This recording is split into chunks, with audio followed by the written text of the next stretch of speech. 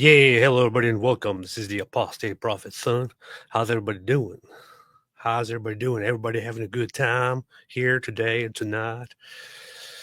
David, what's up? How you doing? Are all these wigs like an orthobro thing or what? What are you talking about? I'm saying, ever since you became an orthobro, you've been obsessed with wigs. Oh, yeah. What are those things you got in your beard? I got these things in my beard to make my beard more special here. As you can see. Isn't it beautiful? You got those on some of your braids too. Yeah, I do. I do over here. Over here. This is my new style. That I need to go into a new direction. Need to have a new style here. Need to have a new style for this, a new look for this channel, because I think things were getting a little bit old very, very quickly. So I have to come here and do something new.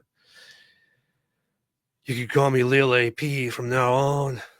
Lil AP, the humble Mahdi. Yeah. Keep it going. Lil AP, the humble Mahdi.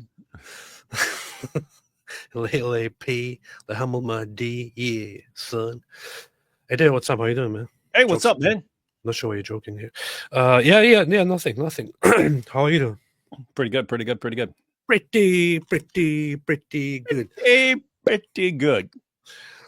Mr. Bombastic. Fantastic. Yeah. So David, hey, hello everybody, and welcome. Hello everyone. What's up? Yes, this is actually AP is no orthophory. Orthofarian. Orthophory. That's good. No, this is actually part of the process of catechism when you enter the Orthodox Church. So when you become an Orthodox Christian, when you are in the process of becoming an Orthodox Christian before you are baptized or chrismated, whatever it is, you are. Did you say before you're cremated? Chrismated, which is different. But before you go there, before you do this, same basic idea, though, right? Yeah, into the church, you're supposed to undergo some changes. So as I was listening to my priest and also looking at some certain things like introduction into the Orthodox Church and catechism and all that, I came across the phrase very frequently, or the idea very frequently, that becoming part of the church and becoming part of the body of Christ and of Christianity and all that comes foremost with undergoing changes in one's life. So the message to me was very clear. I have to change my look. So that's why I decided to get a different look and to look like this. That is true. You got to focus on your image. Yeah. Precisely. The first thing people see is your outward appearance. So you got to make that cool and based. You know what I mean? Exactly.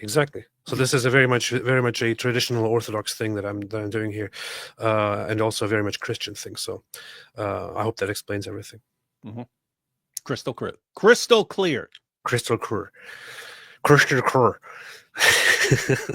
About as crystal clear as crystal clear. The next Zakir Naik says, I am the real Mahdi. I challenge you to Mubahala. What do you think you are, man? What do you think you are, son? Who do you think you're talking to? You're talking to the only two real contenders for the position of Mahdi right here on your screen. That's true. That's very, very true. You see, proof 72 virgins, patriarch, apostate. Please, AP, we're worried about you. Don't be worried about me. This is part of becoming. This is part of orthodoxy. This is usual Orthodox tradition. When people join the Orthodox Church, they usually start putting on wigs and having different looks. This is like, you can ask anybody. This is basically what happens when you go into the Orthodox Church. So it's not just me. I know it in the West. It's not very usual to meet to have like interactions with Orthodox Christians, but those who do know Orthodox Christians can probably confirm that this is how Orthodox Christians are. They when they enter the church, they put on different wigs and stuff. So it's very much part of it. Yeah, totally. Trust me, bro. If I say it must be true. The next Zakir Naik said, yes, I hope you're feeling better, says Ruth. I am feeling slightly better. What happened is the other day, the day that we went live together, the last time that we went live, when we were talking about Lubna. That's the day that I started feeling a little bit sickly, and you got worse and worse throughout the show. Yeah.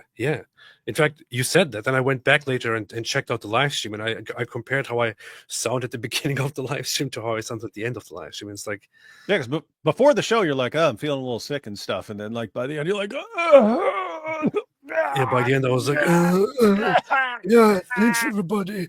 Thanks for watching, everybody. Have a fantastic day, bro.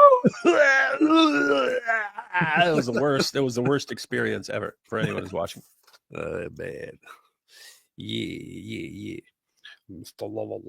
So yeah, that's the day that I got sick, and at the same time, my wife also was getting sick, and then we both got really sick. And hey, wait a minute. Got really sick.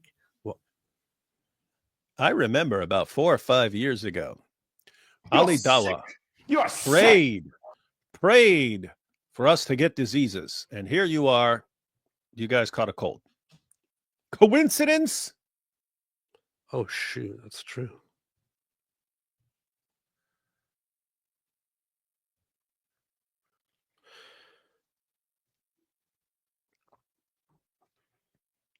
I guess Islam is true then, but whatever. Still, we have to look at the argument and see and see what the argument does. Maybe the argument at least can debunk it. So there you have it. Skyscraper Philosopher when will Matt Fradd upload his interview with you, AP? Been a while ago, and I'm hyped to see it. Were you too controversial and got canceled? LOL. Now that you say it, hold on. Hey, that would be funny if he's like, hey, I recorded this video with AP, but if I post it, I'm going to get all the orthobros harassing me. When did I actually go there? I really wonder now. When was that? When did I go to Matt Fradd? That was March 20th. A couple months ago, right? Yeah. March 20th. Well, he said it's normally supposed to be released within 2 months or something like that. So it seems it might be coming out any day now. I don't know. I could just text him and ask him, I guess. But it's supposed. The thing is, when we were done with the show, which was a very, very intense conversation, when we were done with it, I took a deep breath and I said to Matt, "I hope this wasn't too controversial." And he looked at me and he said, "It was very good. It was a little bit problematic, but it was very good." He said, of course, I can't do it with his Australian accent, which was atrocious. And I had to sit through that and talk to him, But he did say that it was pretty hardcore. And we went into some things. Of course, I took the opportunity to immediately talk about child marriage. I said, if I am here, I have to talk about child marriage immediately. We can't just talk about different things. I have to address this. I have to talk about child marriage. So we did talk about. There's this giant. It's like, what are you going to do? Sit there? There's this giant elephant behind you, and like just standing there, and you're not going to address it. Come on. Yeah. So we talked about child marriage a little bit, mostly in a negative way.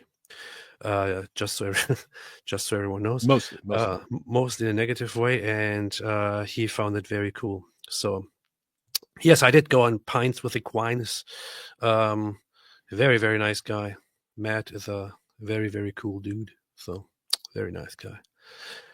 If I were him, I would change my last name. His last name is Fradd, right there. When will Matt Fradd? It seems like too obvious to call him Matt Fraud. Whereas if you have a cool last name, like Idemir, yeah, what can you say about that? Well, the thing is, you could always just you could always be Mike Winger. So I guess you're always lucky, whatever your name you have.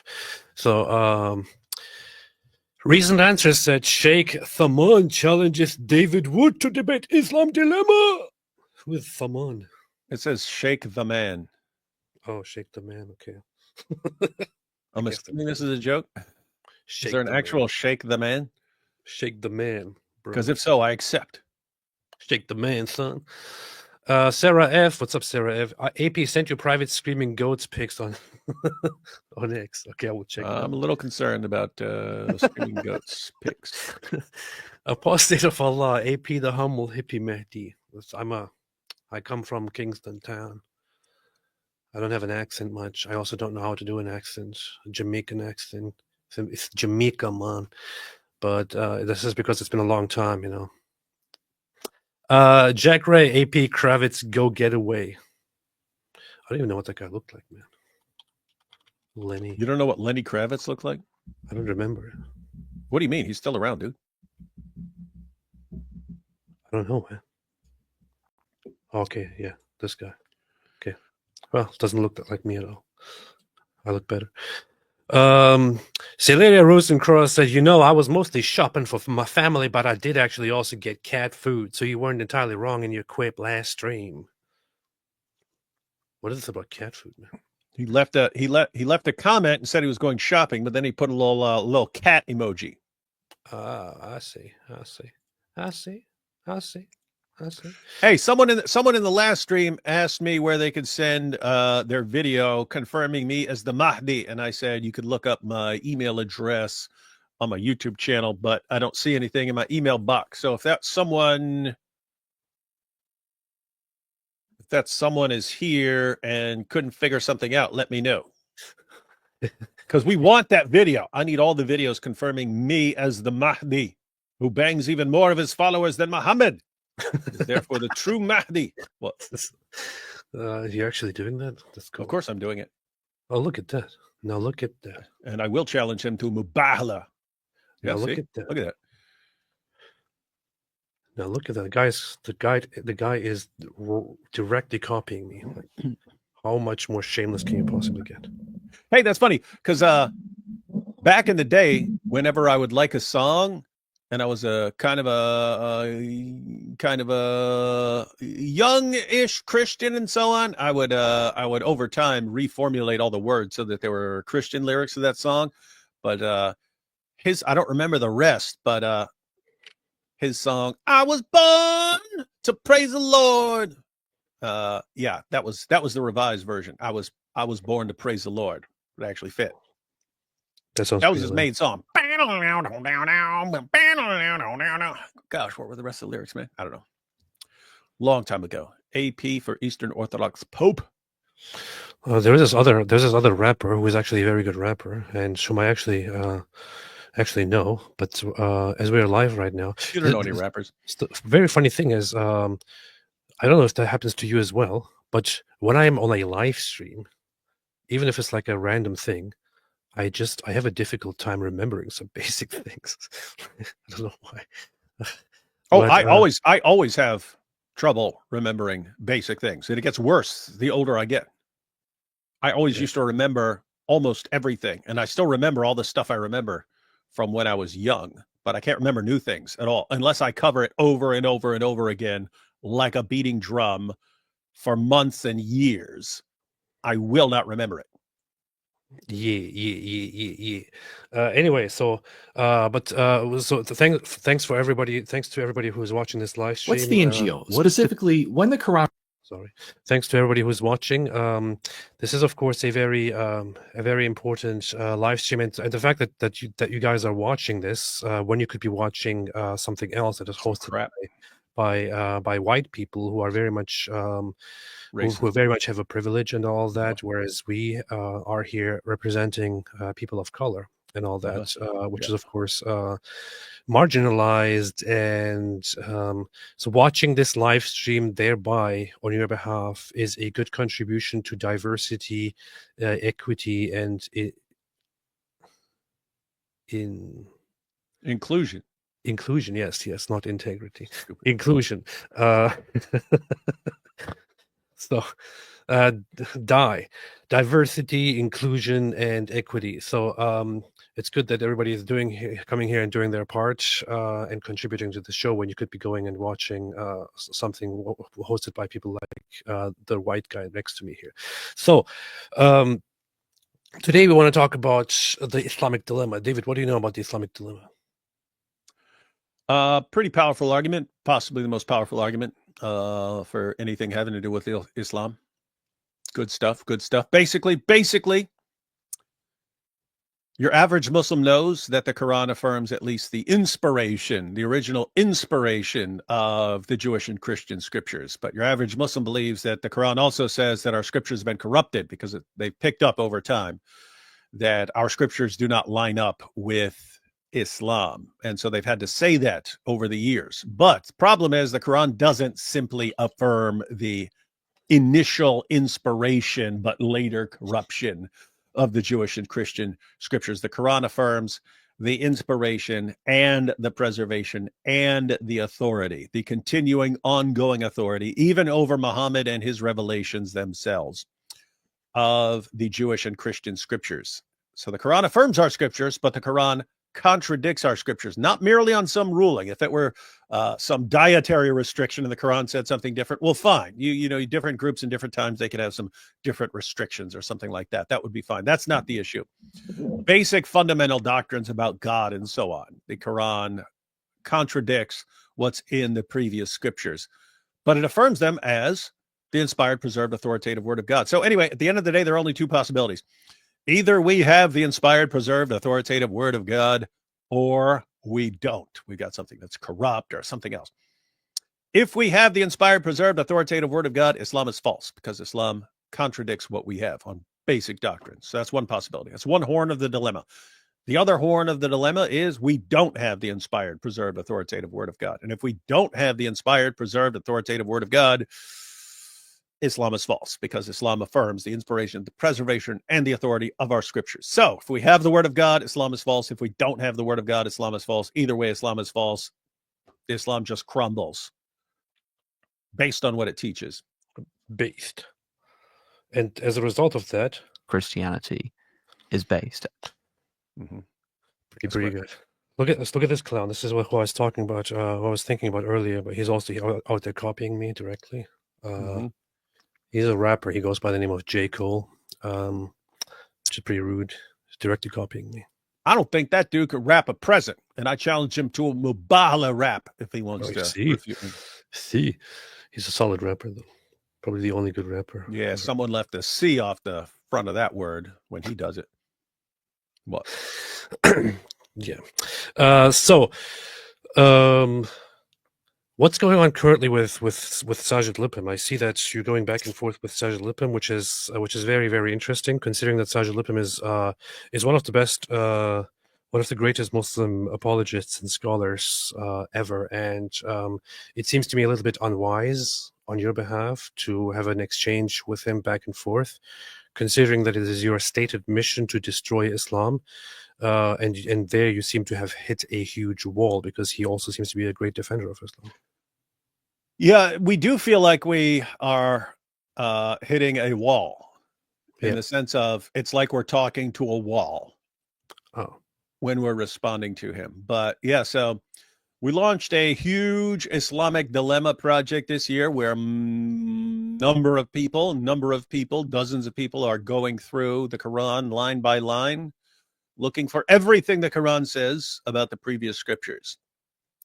So we're doing that. And the hope was that as we're producing content on this and as we're, because basically, if you go back, there were only a couple people on the planet who were using the Islamic dilemma. If you go back to very recent times, we want a bunch of people to be using the Islamic dilemma. So that's what we're working on, putting out content. And the hope was, I was hoping that like maybe 4, 5, 6 months from now, they'd be in panic mode and responding to it left and right. You want them responding because it shows people how bad their responses are. So I was hoping these guys would really start responding, but I was thinking like it's going to be a while. You normally have to force these guys, right? Because they'll just pretend that the argument isn't there. They'll do that for a long time until you force them, and it's really until you force their people to go to them and complain and say, what's going on? This argument is destroying us. That's when they eventually respond. As long as you're using an argument that isn't affecting their community, they don't care. Once their community is bothered by it and starts going to them, hey, we don't know how to answer this, that's when they'll start responding. And so I was hoping that, later this year, they'll eventually start really responding to it. But no, I was wrong. They are already in panic mode over it. So the Yaqeen Institute just posted a response. Sajid's been posting lots of responses. Dean Response has been posting responses. They're all already in panic mode over this, and they're all giving like the absolute dumbest responses they could possibly give. And they're showing people, guess what? There just is no good response. If there were a good response to the Islamic dilemma, they'd be using their good response to the Islamic dilemma.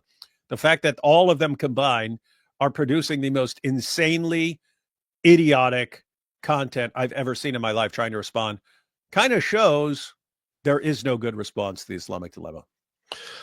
This is very, very funny. I see Sergeant Lipham's channel now, and I see that he has made like 7 videos about related to the topic. And only 2 of those he actually tries to cover anything we were using for the argument. So it's kind of funny.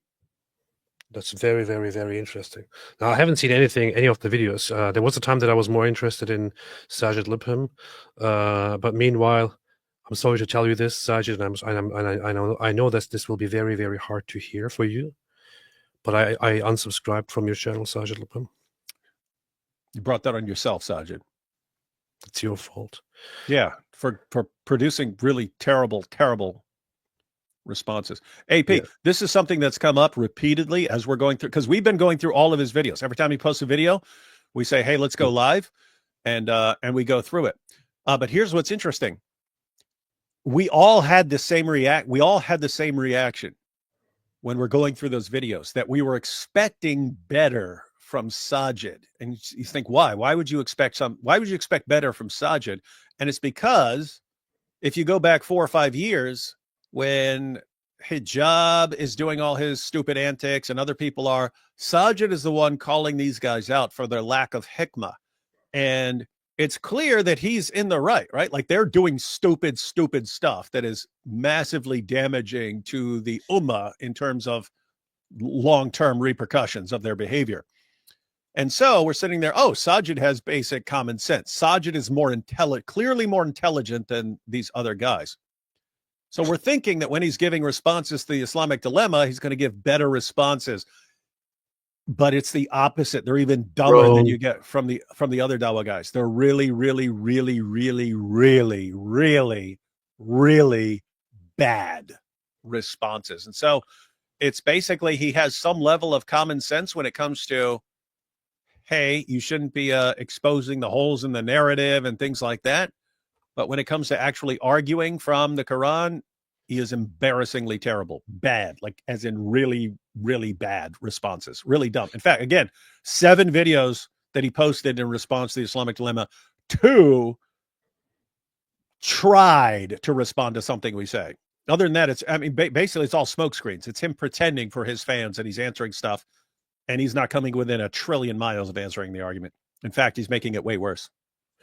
Yeah, he's the thing is, he does appear reasonable, but he clearly has no idea how to argue things. He also has he's also interestingly ignorant, I noticed that when I was having a back and forth with him about the Jesus issue, like way back in the day, years ago, when he tried to argue that Jesus was clearly a Muslim and so on, and I responded to him as an atheist and said that this is complete nonsense, and explained why and how the Gospels completely depict Jesus as Christians believe him to be, as divine, as the Son of God, and so on.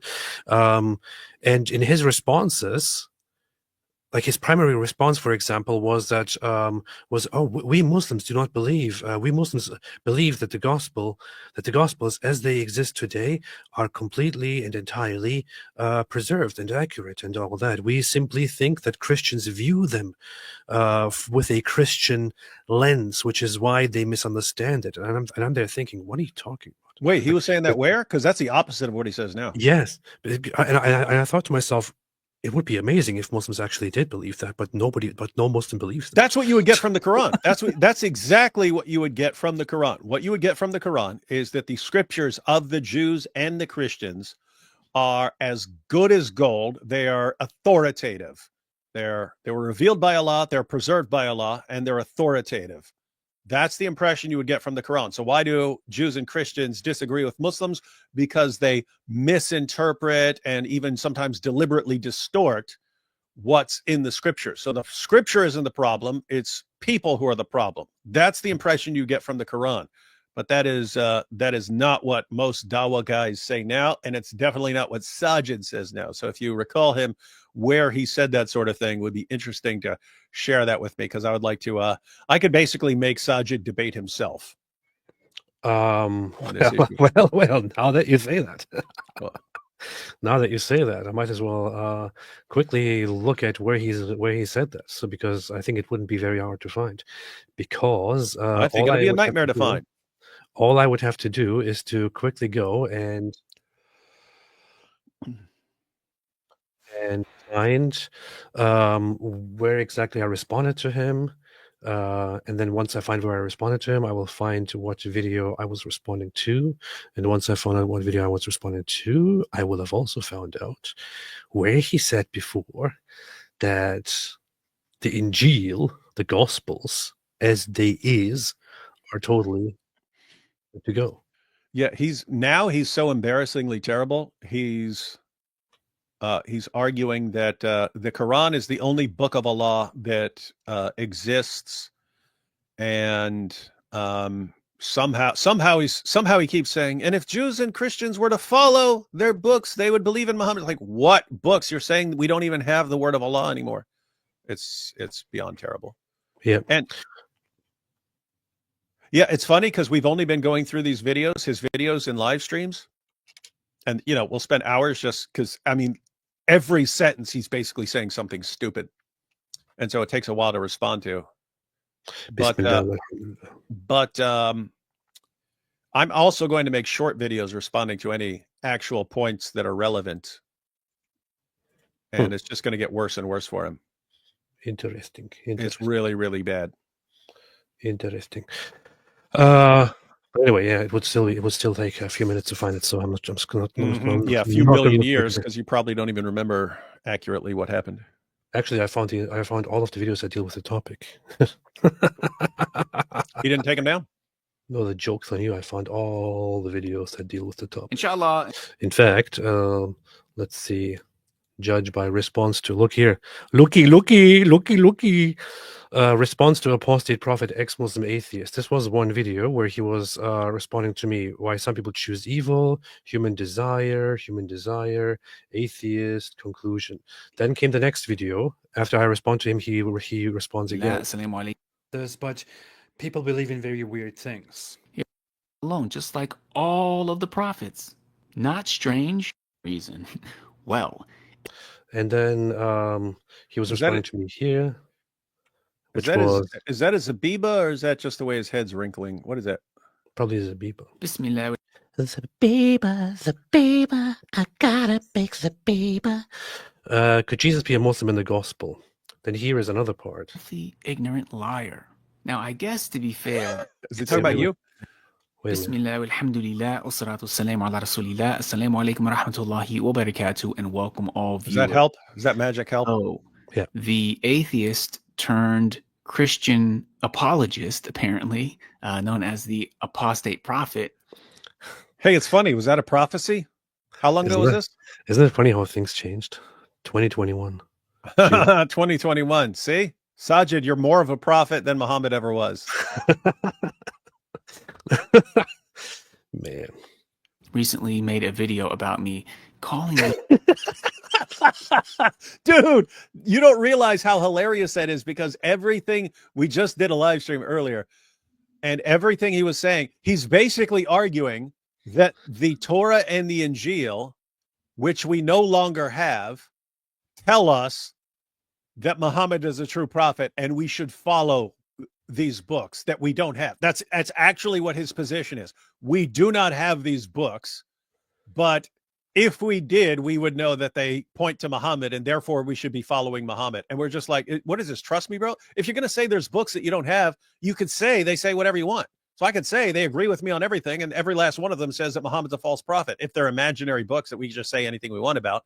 But he's actually saying we're not following the books that we don't have anymore. And if we did follow the books that we don't have anymore, we would go to Muhammad. And so he's saying there's all this evidence in there, but we don't actually have it because we don't have the books with all the evidence in them. It's insane, but it's massive. It's a massive case of trust me, bro. And so it's funny that he hasn't changed from that. The Mahmoud. You would have to go to Mahmoud. Mahmoud. Let's see. Be a liar. Rayvon, how could you? Hey, he's back to whispering. People, Why did he call me a liar? Well, let's just get right into it, shall we? because you're a liar. Number one, I made the claim that the Gospels are actually very much in line with the idea that Jesus was a Muslim. So let's see if there's any substance to that statement, or am I really this filthy, ignorant liar? You're a Now, filthy, I ignorant guess, liar. to be Definitely. fair, it's not that surprising that he would think this about me because he I have to say, I later on actually apologized for saying that, because at that point I didn't really know that much about him. But so in that video, I did indeed, which he was responding to, I said that he's a filthy, ignorant liar. I later took it back and said I wouldn't call him a filthy, ignorant liar. I would just call him completely ignorant. So, and illogical. Yeah. He's a filthy, ignorant liar. said, What? Why would you say that? Because I've actually watched some of his recent videos. And it's basically there's some stuff where he could actually, if you wanted to defend him, you could actually say he's just completely ignorant. However, we know he's watching our stuff, and we've so thoroughly demolished his points that when he keeps bringing up the exact same points that we've thoroughly demolished, it just has to be deception at this point. I actually want to go. Wait, this is from June 28th. Here is my video, which is from June 27th, which he's responding to. What did I see here? Which is a response? Let's see. God, or which say that a voice from heaven said, "This is my beloved Son," about Jesus. Or the Gospels that say that people worshipped Jesus, about the enemies of Islam and the dishonest, ignorant people like myself. we can also, see through some of these manipulative tactics that enemies of Islam try to dishonestly utilize. I published a video named "Was Jesus a Muslim?" in which I exposed the ridiculousness of this Muslim idea that Jesus was a Muslim. Sajid Lipim here desperately tried to defend Islam. How in long a ago was very this? angry way, and blamed. This was 4 years ago. How does your room change so many times over the years? I don't know. Like think about this. You go to my normal videos, I have the exact same background since like 2009 or something. Well, in this video, I actually this was when I rented a little place, like a little. Oh, I remember that. You saying you rented a little place, a little office, a little tiny office that I was sitting in, that I was using for stuff. And then I was impressed by your decoration. You have like one little printout from Kinko's on the wall. And then I got rid of that place and just created my own place. And yeah, now I have bookshelf behind me because I wanted to be just like Mike Winger. Blatantly lied to his Get a own guitar and put it in the audience background. by saying that the Gospels, the earliest accounts of Jesus, are in line with the Muslim claim that Jesus was merely a Muslim. This is the first time that I hear a Muslim say that the Gospels are in line with the idea that Jesus was a Muslim. Okay, and I think. Hey, I have to point out, and we'd have to actually have the confirmation of what exactly he's saying. But if at this point he was still claiming that the Gospels point to Islam and so on, and that Jesus is a Muslim in the Gospels, if he was claiming something in that ballpark, I would say you won the debate so decisively that he changed his position, because now he has nothing but insults and contempt for the Bible. It's because here in this video, he actually let's continue with this. Let's see. This is the first time that I hear a Muslim say that the Gospels are in line with the idea that Jesus. Hey, did he just smile? I haven't seen him smile in a while. He seems Yeah, like Here's what really some of his he followers might seems really miserable and depressed now. Look what he says now. Look, I think I remember with this. the idea that Jesus was a Muslim. Now, contrary to what some of his followers might think, this is actually not something to brag about, because over the past century, many of the most famous and effective Muslim apologists have given da'wah to Christians by using this very claim. There have been huge debates, there have been many books authored where Muslims will use the Gospels to show Christians that in their own scriptures there is evidence that Jesus. That's not the same thing, Sajid. Yeah, think about it. He's saying, There is evidence. It's not the same thing. oh, and him saying, oh, and Dawa guys use this. Yeah, Dawa guys use some of the dumbest arguments we've ever seen. Bottom line is, Sajid, pick Matthew, Mark, Luke, John, whatever you want. You get Jesus is the divine Son of God who died on the cross for sins and rose from the dead. You get that everywhere you look, and it contradicts Islam. So, Yes. got a Jesus problem, was buddy. actually a Muslim.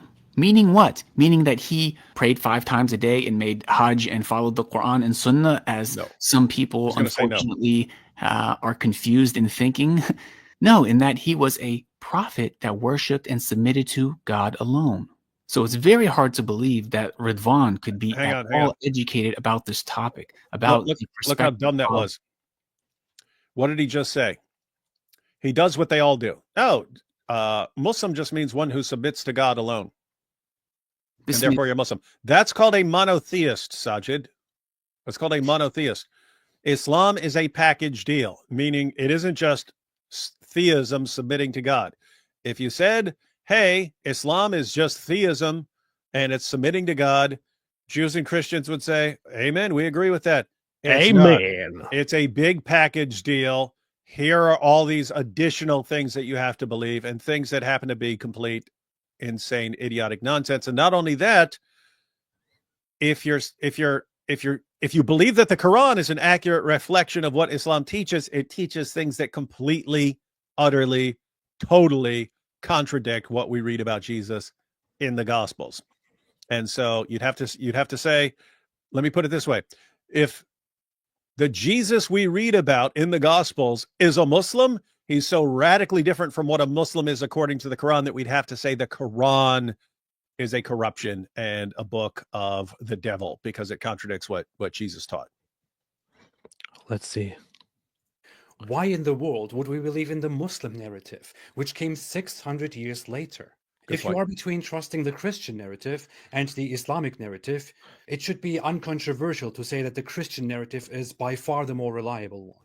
Okay, so if we look at the description of his video, it says, this video does not need big sources. All it needs is a tiny little bit of logic and reason. That's your description? If you actually Yes. do And refer to he quotes it. sources, then you'll realize not only does this video lack big sources, but it also lacks even a tiny little bit of logic and reason.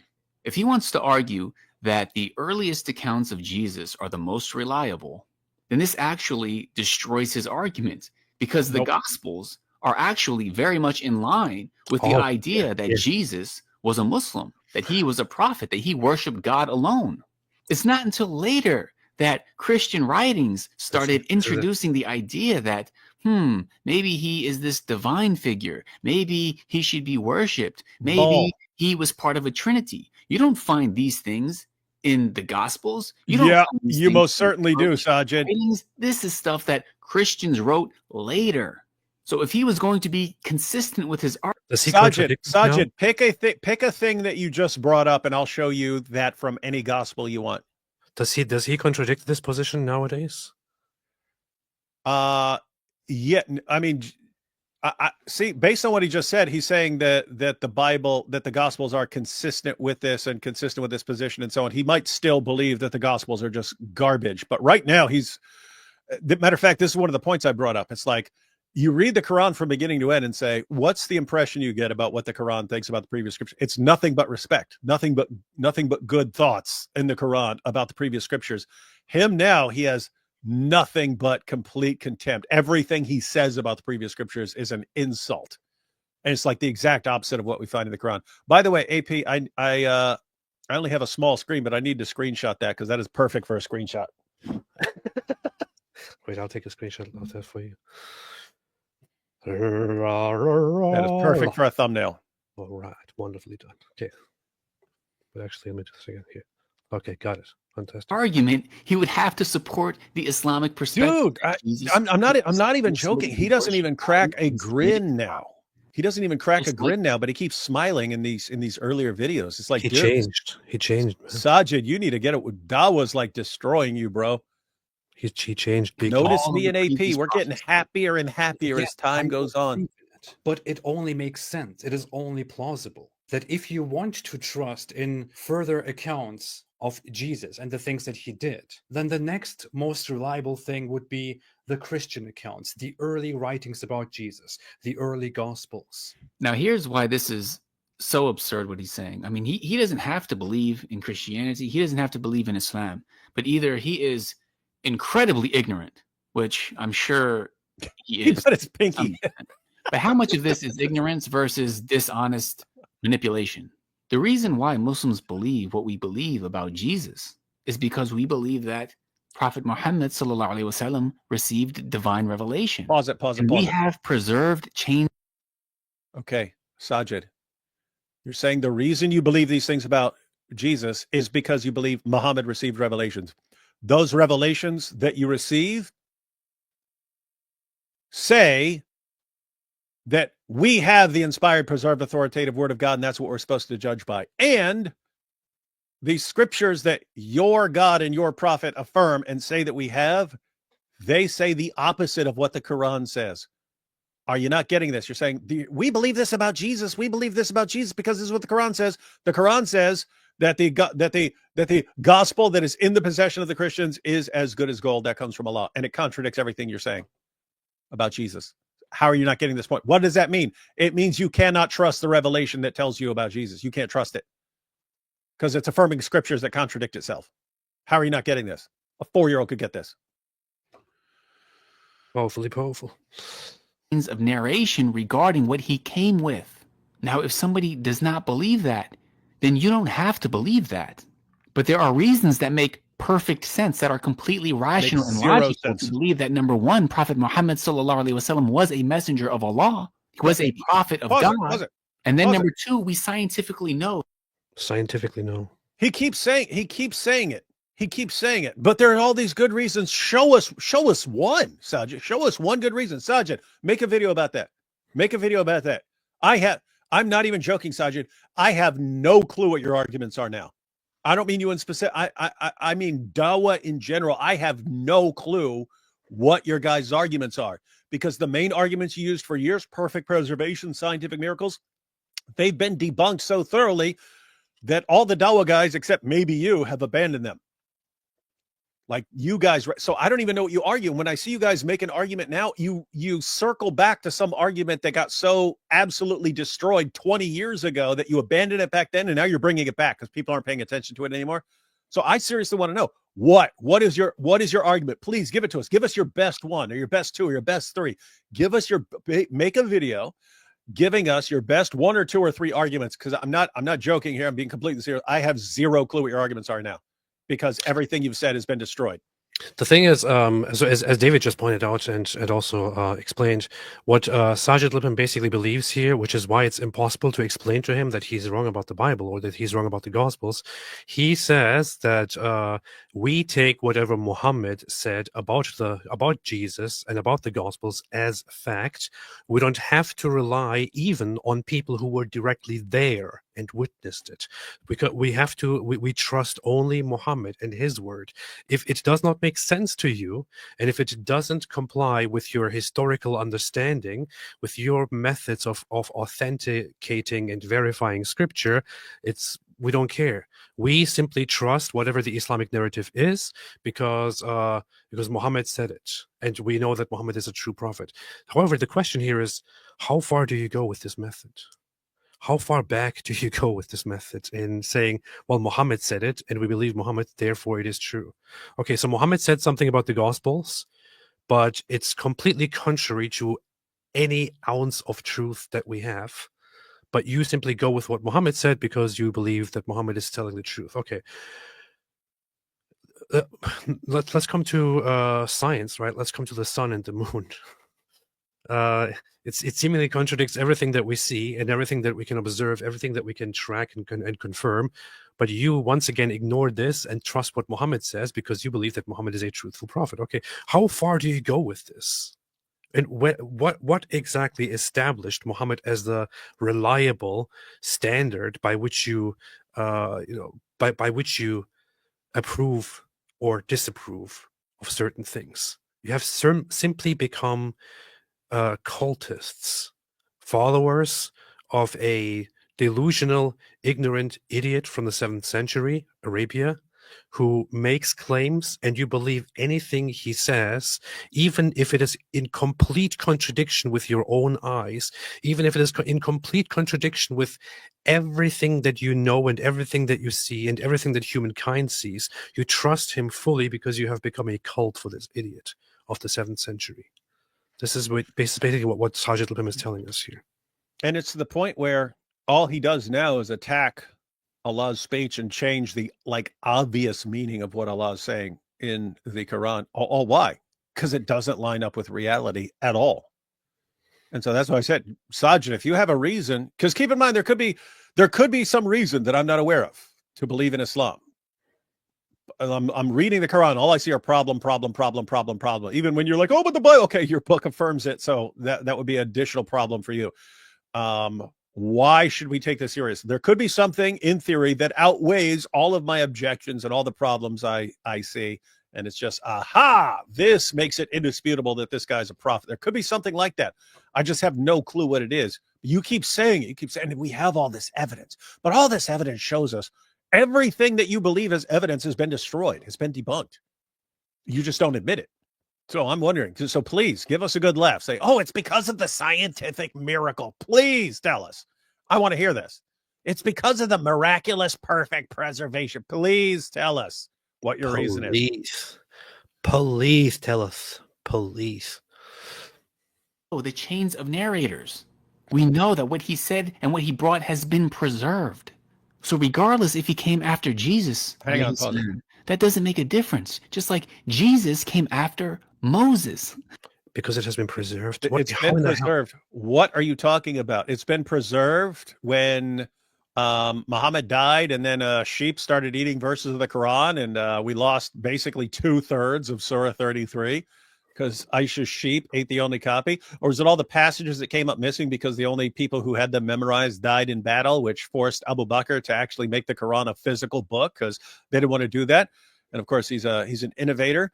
Or was it later when people were writing their own copies of the Quran and they came up with so many differences that Uthman had to order everyone to hand over their copies so he could burn them all? And then Abdullah ibn Masud, remember him, Sajid? He's the one your prophet said, if you want to learn the Quran from anyone, learn it from him. And Ibn Masud, what did he say about the Quran put out by Uthman? What did he say? He said, avoid copying the book of this man, Zayd ibn Thabit, who produced that Quran. He said, hide your own Qurans. Don't give them over to these guys to burn. He had nothing but he did not trust the new Quran, the one that you would appeal to. And we don't even have that because we got all these different versions because copyists couldn't even get that right. And now you have all these different kirat. They use different Qurans in different parts of the world. This is what you mean by a perfectly preserved book, because it seems to have all the characteristics of a book that hasn't been perfectly preserved, Sajid. If you take any book that's copied by hand and you say, what are all the things that happen to a book that's copied by hand? All the different mistakes that someone can make. What are they? And you made a list out of all the different things that could happen. They all happen in the history of the Quran. So if you wanted to, Sajid, if you wanted to argue that there's a miracle, here's what you would argue. You would say, here's the miracle. The Quran has all the features, all the characteristics of a book that hasn't been perfectly preserved. And yet it has been. That's the miracle. Argue that and see how dumb you sound. Hey, that's another good perfect. Too late. Moses came after Abraham, just like Abraham came after Noah. I need this video. Everything here is perfect for what he believes in. You need to was Jesus a Muslim? Apostate Prophet reaction video. Gotta look at that. believe in anything other than hating Islam, apparently. But it makes perfect sense. Let's at least be honest about what Muslims believe. However, when it comes to the Christian perspective, when it comes to the Christian sources of Scripture, there is no preserved chain of narration. We don't know who wrote these books. We actually do, Sajid. We actually very, very well do. And this is a part that I never understood, or that I didn't understand, that didn't make much sense to me, like years ago, or maybe 2 years ago, maybe up until a year ago. It didn't really make sense to me. The authorship and how the knowledge of the events of the life of Jesus and all that were transmitted to us. It is actually very, very simple. And I sometimes think to myself nowadays, these days, especially with the studies that I'm kind of undergoing, that I often have this thought, wow, I just learned something, and I wish that that somebody had put it out there in a very easily accessible, observable, and short way. Maybe somebody should do that. For example, how do we know that the things that the New Testament alleges actually happened as they're described? And historically, it is very, very well established that the gospel narrative is pretty much reliable and pretty much, is truthful to what actually happened for most of it. And even Bart Ehrman says this. When Bart Ehrman said it in the past, I didn't really understand, because Bart Ehrman himself is an atheist or an agnostic now, and I didn't know what exactly he bases his claim on, that the gospel narrative is mostly accurate, because I thought this mostly comes down to just believing in it, or just trusting certain religious figures who are authoring things in there at that time. However, one very, very simple thing to point out, for example, is that Saint Paul, the apostle, was a contemporary of the people, of the disciples, the apostles of Jesus, who directly, with the immediate people around Jesus, communicated, and together with them then went out spreading and explaining Christianity to people. His writings are the very early writings of the New Testament, of the Christian Bible. He very, very much confirms, and those around him, Peter together with him, John, and so on, very much confirm the accounts that we find in the gospel. So I feel like just this aspect here, I wish somebody like David Wood, for example, instead of wasting his time on random things, had made it very, very accessible for the average person to understand this kind of stuff. David, why did you never do this? Because I don't care. People can do their own stupid research. not here to hold everyone's hand. You see. All right. The authors are anonymous. They were written in languages that Isa, alayhi salam, that Jesus did not himself speak. Pause it. What level of stupid? Sajid, one, why would you think Jesus couldn't speak Greek? That Alexander the Great had spread it all over the place. They are occupied by the Romans. And if they're giving you orders, you better understand how to follow those orders. Why would you think that Jesus didn't know Greek? Why? What? Give us some possible evidence. That's one issue. Two, Sajid, and I don't know how much more simple we can make this. I'm gonna break this down for you, Sajid. Ready? Sajid, you done it, Sajid. You made a big mistake right here. The word that the Quran uses for the book that somehow fell on Jesus. The word. The bird is the word. Is Injil. Injil. That is an Arabic transliteration, meaning it's a word that's taken from a different language and put into given Arabic letters, right? The word Injil is an Arabic transliteration of the Greek word euangelion. So, why, in the name of common sense, is the book that fell on Jesus a book with a Greek title. It has a Greek name, Sajid. Why? If Jesus didn't even speak it, did he not understand the book? Did he receive the book? A book falls on him. Boom. Oh, a book fell on me. I don't know what it says because it's in Greek. Is that what you're saying, Sajid? I'm serious. Please explain this to us. You guys keep it's in Greek. The New Testament's in Greek. They wouldn't have used, Jesus wouldn't have brought a book in Greek. The Gospels are in Greek. It makes no sense. Okay, the Quran says it's in Greek. The Quran, your book. Yet another way you completely contradict your God and your prophet, and you don't get it, and you just keep tossing out the same attacks, which work with your followers because they're not thinking about this either. They're even dumber than you are. But those of us who are actually familiar with the issue, you're sitting, these dumb Christians, they think that's a book. Jesus didn't even speak Greek. Why is his book in Greek then? Tell us, please, I'm begging you, please explain it. Correct me if I'm wrong, but isn't there strong evidence that not only some of the New Testament authors and figures, but also Jesus himself directly quoted the Septuagint? Yeah. Septuagint, very, very, very, very, very popular and very Greek. Influential, even over the New Testament. Greek is back then is like English now. How shocked are you when you go to, let's say, Israel and you find someone who speaks English? How shocking is it? Not at all. But imagine, I mean, it was even more extreme with Alexander the Great, right? I mean, they're deliberately trying to impose Greek culture over everywhere that Alexander the Great conquered and so on. And so just, Sajid, where would you get that idea? So two things. By the way, there's a third point. There's a third point here. So you've got one, why would you think Jesus didn't speak Greek when that was the language, that was the common language of the time and it spread all over the place? So one, why would you think Jesus didn't speak Greek? Two, why does the Quran give a Greek title to the book that fell on Jesus, right? Why? But three, Sajid, another point. If it's a problem that Jesus is speaking Greek in the New Testament, did Jesus speak Arabic like he does in the Quran? OMG. Did Jesus speak Arabic, Sajid? What's more likely, Sajid, that Jesus spoke Greek, which Alexander the Great he conquered Israel and took over Israel and spread Greek, and then later they're under the control of the Romans, who had also adopted the same language? What's more likely, that Jesus spoke Greek or that Jesus spoke Arabic like he does in the Quran?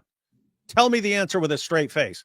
And if you say, of course he didn't speak Arabic, but the Quran can give you the words of Jesus, then why are you complaining about translations? Why would you say it's a problem that even if Jesus didn't speak Greek, and let's say he didn't speak Greek or Arabic, why is it okay for him to speak Arabic in the Quran, but not okay for him to speak Greek in the Gospels? Why? There is nothing you can give that comes within a trillion miles of being a coherent answer, and you just don't care. You just don't care. What is this? What does Dawah do to your brain? That literally everything you say is either factually incorrect or complete incoherent nonsense, or it contradicts everything that's in your own book, and you just don't care. What does Dawah do to your brain that makes you like this? Exactly. You've got AP wearing a disguise. He's ashamed to even be discussing this stuff. It's so embarrassing. I'm disgusted. I am sick. I'm sick of this, man. I'm sick. Sajid, I'll say Sajid is like frustratingly stupid. Yeah. Progressive Overlord says, shout out to Dhul-Qarnayn. Very, very true. It's also a shame that David Wood keeps calling him Alexander the Great instead of referring to him by his wonderful Islamic name, Dhul-Qarnayn.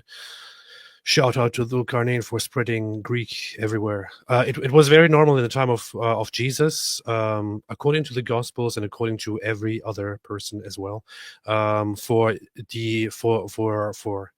Jewish people in the region to speak Greek, for especially educated Jewish people, for religious Jewish people there to speak Greek. The only reason that the reason that a Septuagint came into existence is that the Jews saw it necessary to translate their scripture into Greek so that it would be accessible among all the Greek-speaking Jewish people. Because you had tons of Jews who no longer spoke Hebrew or Aramaic, and Yes. they did speak Greek because that's Yes. how common the language was. And they said, yeah, know what? We need this in Greek.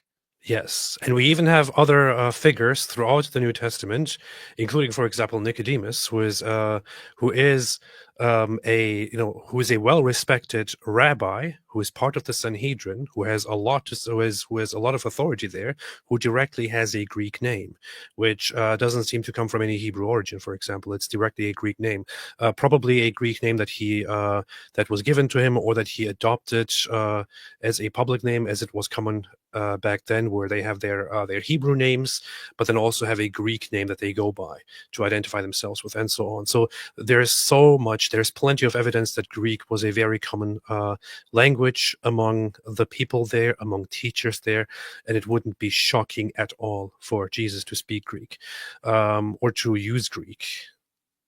But again, David just explained how this whole objection here by Sajid is just absolutely ridiculous. So how is that a more trustworthy source, especially when How is it a more trustworthy source? Well, let me tell you this, Sajid Lipham. Jesus lives, right? He lives and he dies. He's crucified. Then he comes back. And then he goes. Shortly after, a historically affirmed figure named Paul appears and directly makes contact with many people who directly witnessed and were in the presence of Jesus.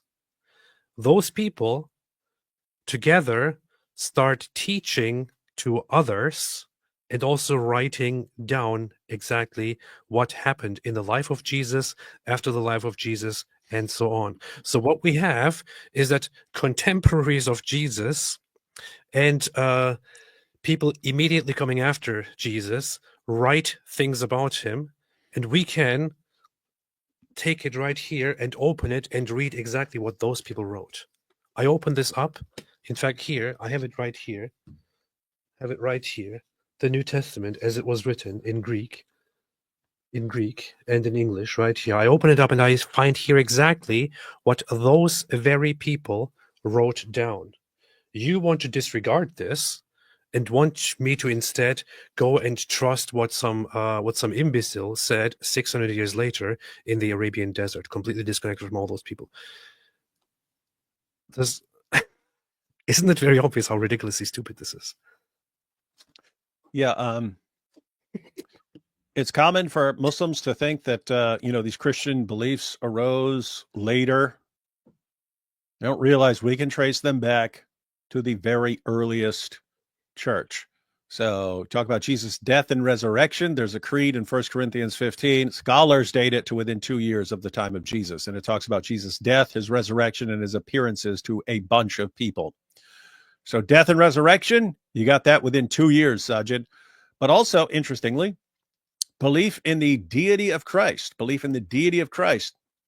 Sajid, no fan. Sajid is no fan of the Apostle Paul. Guess what? The Apostle Paul was a persecutor of the church. He's a persecutor. Why did he persecute the church? We know. We have it. It's in there. He tells us why he was persecuting the church. He was persecuting the church because they were calling on the name of Jesus the way they are supposed to, as Jews, call on the name of Yahweh. So they're calling on the name of, you're supposed to call on the name of Yahweh. That's how prayer is described in the Old Testament. The followers of Jesus start calling on the name of Jesus as they call on the name of Yahweh. That's why Paul declares war on the early Christian church. Why is this relevant? Paul becomes a Christian. Paul converts to Christianity about 2 years after Jesus' death and resurrection, which means this is not something that came about later. Paul is persecuting the church within the first 2 years because he converts after 2 years. So when is Paul persecuting the church? Within the first 2 years of Christianity, within the first 2 years. Why is he persecuting the church? They're calling on Jesus the way they're supposed to call on the name of Yahweh. So belief in the deity of Christ, where is it? It's within the first 2 years. That's why Paul is persecuting the church. What's that mean? It It means this is not something that came about 10 years later, 20 years later, 50 years later. It was right there at the earliest church. So where did Christians within the first 2 years of Jesus' death, where did they get the idea that he's Lord in the sense that they're praying to him and worshiping him and so on? The idea that he died on the cross for sins and the idea that he rose from the dead seems like if you're going to convince a bunch of first century Jews of those kinds of things, something big would need to happen. So Sajid, what's the big thing that happened that gave them all this idea? Nothing in Islam allows you to explain this. Nothing would even explain why they wanted Jesus crucified. According to Islam, Jesus is going around. He's AP.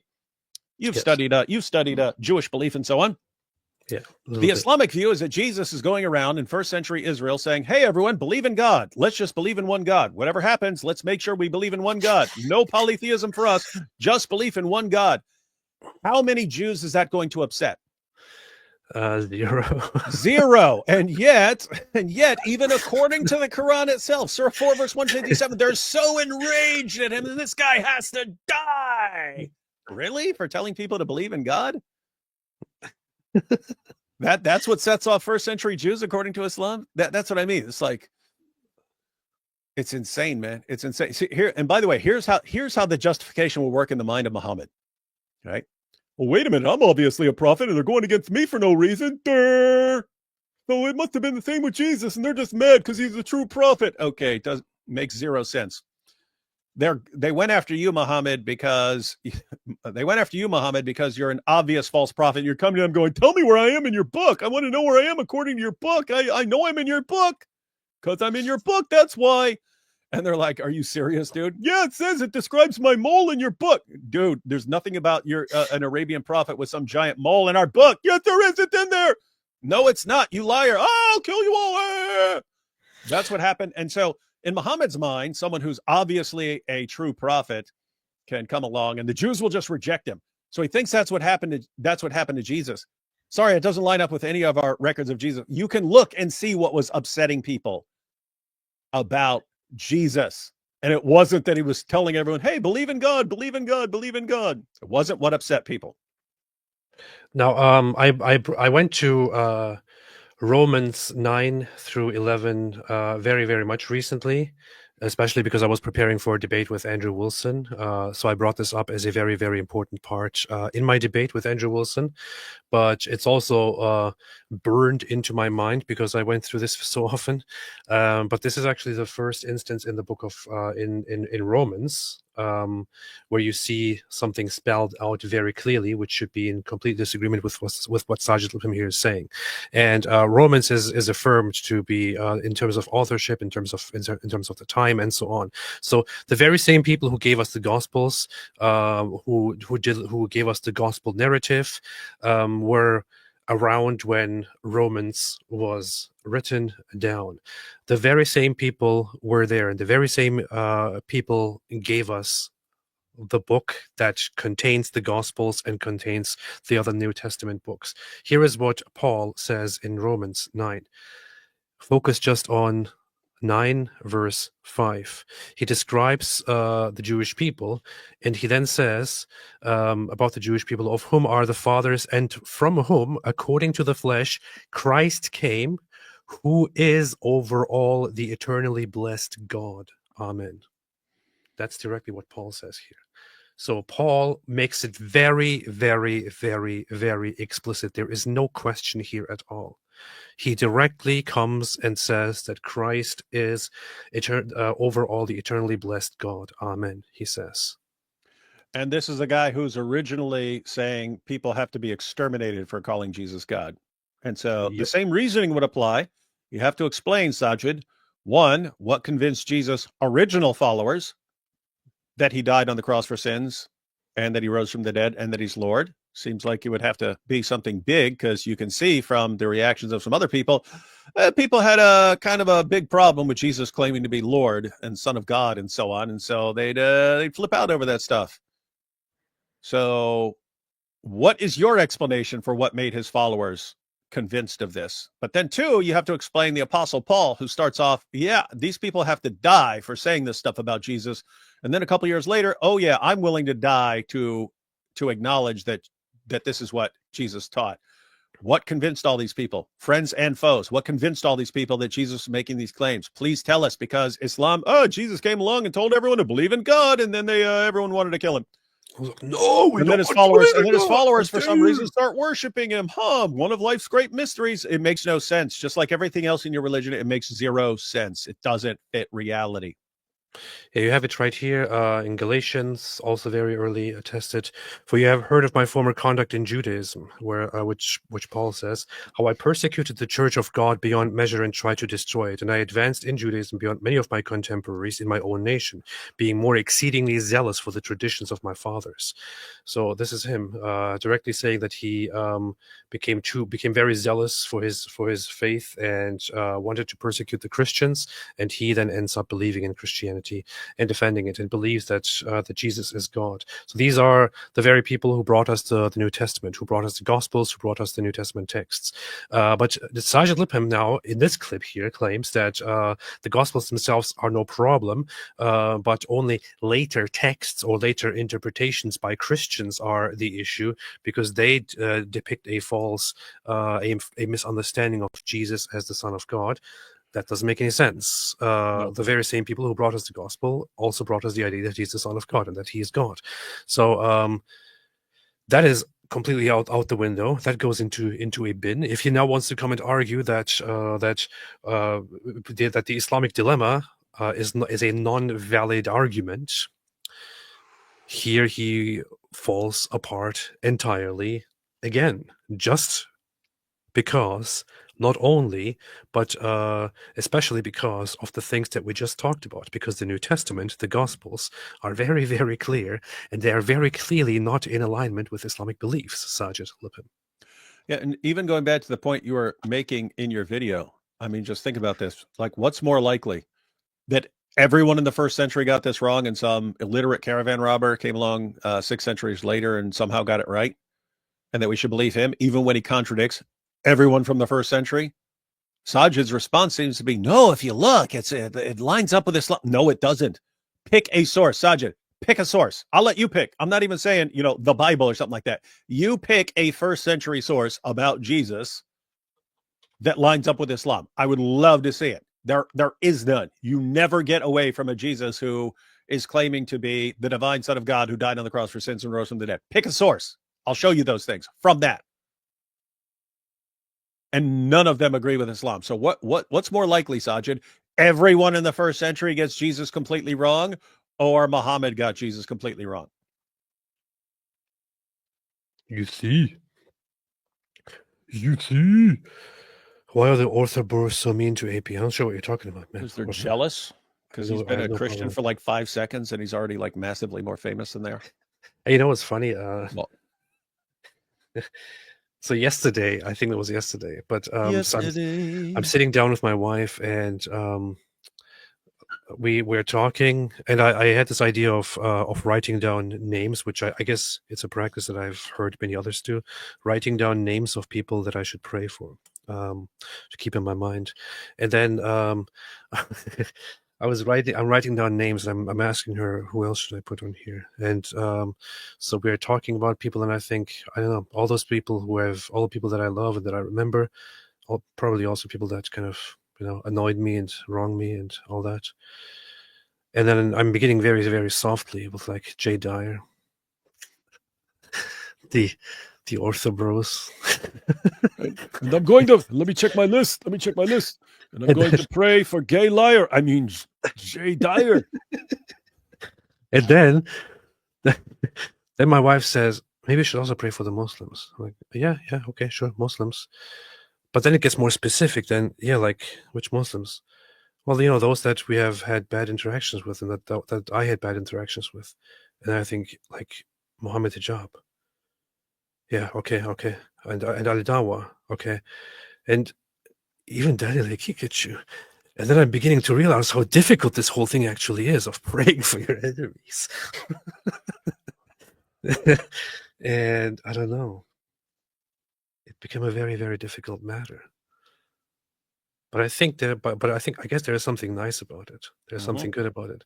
Because prior to this, there was just spite You Yeah. know? It was just, oh, flying spaghetti monster, destroy them.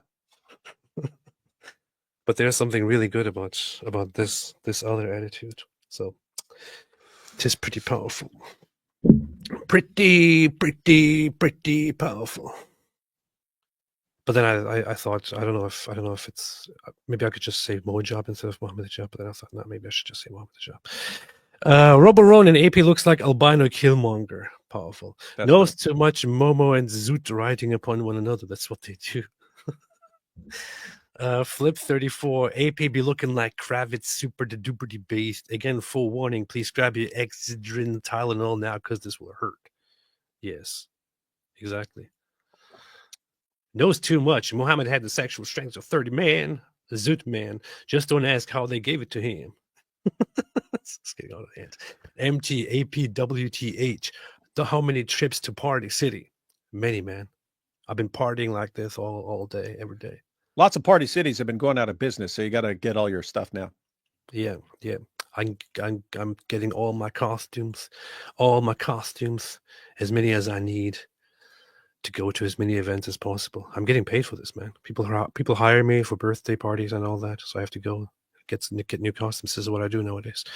Momo rode Dehya and Zut in his night journeys. It gets worse if he rode Barak in the same manner in that particular night journey. Dude, stop lying. They rode him. What, you're getting it backwards, like Sajid when he interprets the Quran. You're getting everything backwards. You see. Reason Answer said, Shake the Man runs Rationalized Assertions channel. Wait, that's a real... Wait, it's a real guy? I thought I couldn't tell if he was joking or not. Someone responded. What, Thaddeus, what did you say you responded to?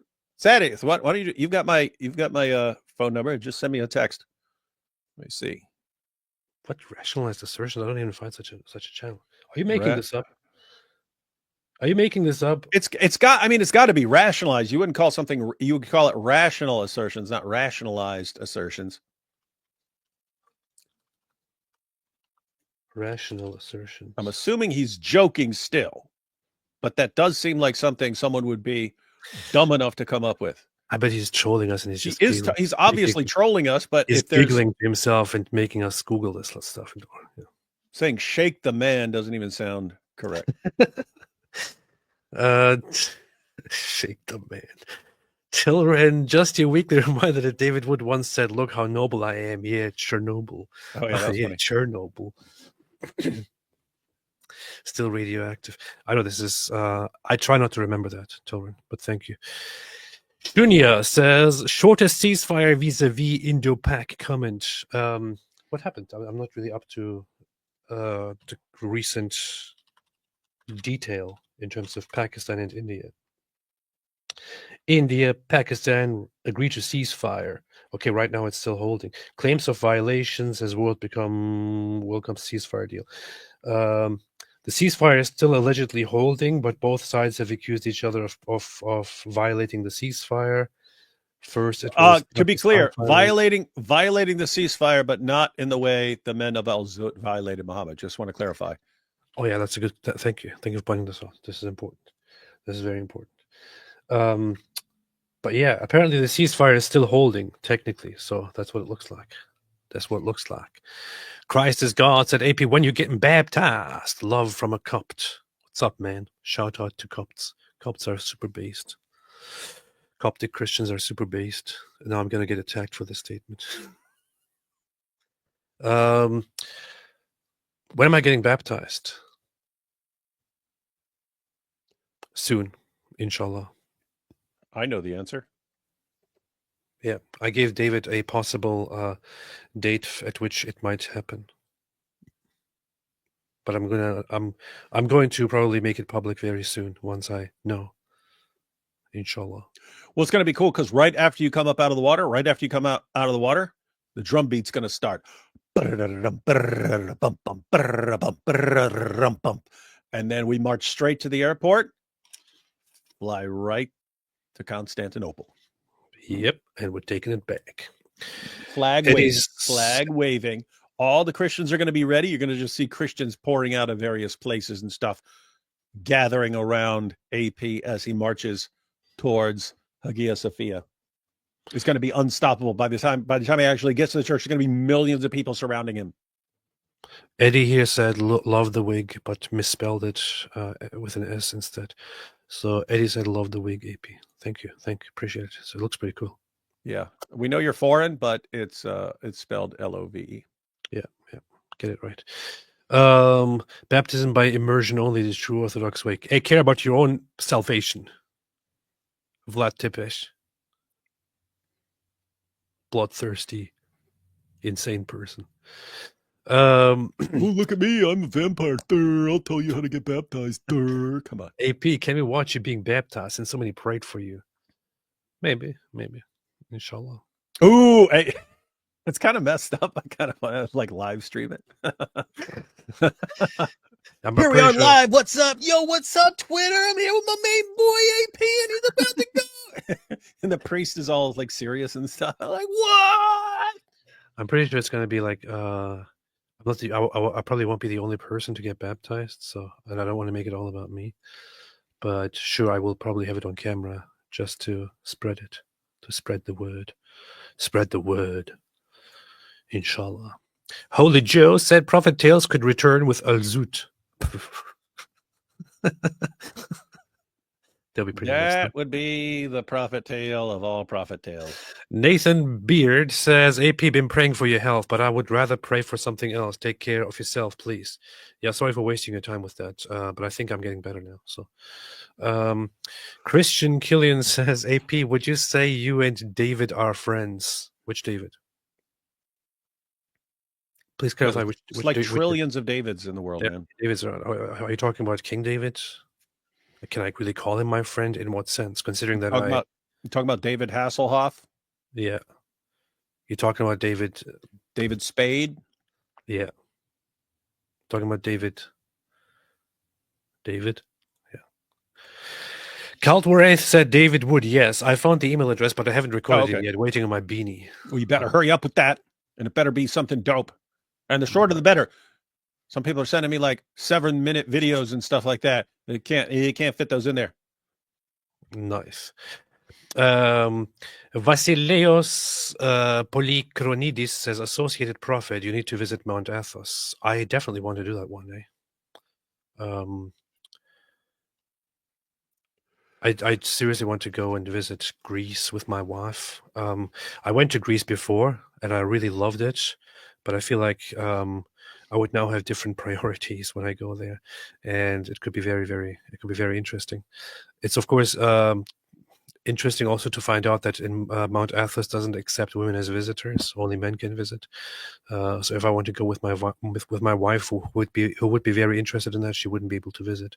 She would only be able to watch, and I would only be able to visit, and I'll be like, so that's kind of funny. Hey, but your wife could go in there with a disguise, and then all of a sudden be like, "Ha ha!" Pulls off the disguise there, like, yeah. AP's wife, family from Greece? No, not from Greece. Nothing to do with Greece. My wife is American, purebred American.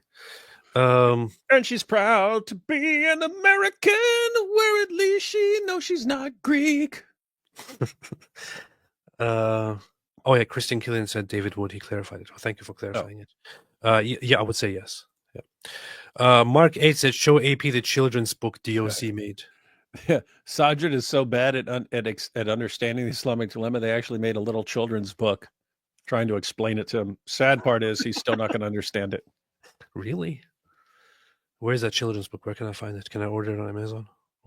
They showed it in this video, but yeah, it'll need some work. We'll need to expand it a little bit, but yeah, I've actually suggested, hey, make it an actual children's book available on Amazon. How cool would it be if Christians are actually training their kids in the Islamic dilemma using a children's book, so that kids in the Christian church grow up being aware of how to respond to the Islamic dilemma? And people are think, whoa, what are you going to talk? Guess what? Muslim kids are being trained to attack Christianity. Yeah.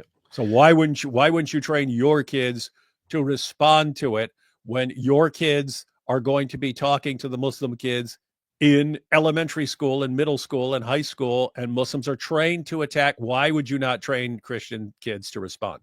Why? That's pretty based. It's extremely based. Mark H. Show AP the children's book DOC made. Huh, interesting. Zcubit VR says, saying the gospel was true once, but now it's false is like saying gravity used to work, but now it's a conspiracy theory. Yeah, or like the moon used to exist, but now it doesn't. Based. Dan Chloe says, Hey, two there you go. sticky notes on a fridge. One reads, there's milk in the fridge. The other reads, that other note is true. There's no milk in the fridge. Yeah, Dan Clow. Yeah, he messaged me and said, "Hey, you need to explain it in different ways so that they actually get it." But no, this is one way to explain the underlying principle, but it would be a good one, and it's actually good. It would be a good little thumbnail. It'd be a good little thumbnail for a video, and then you explain it. But yeah, you have two sticky notes. One says there's milk in the fridge, and the other says that other note is true. There's no milk in the fridge, right? So it's basically you're dealing with things that are kind of in the ballpark of the liar's paradox, but not quite the same thing. But they're in that sort of realm where there's no way out of this. You're kind of stuck wherever you go. You see.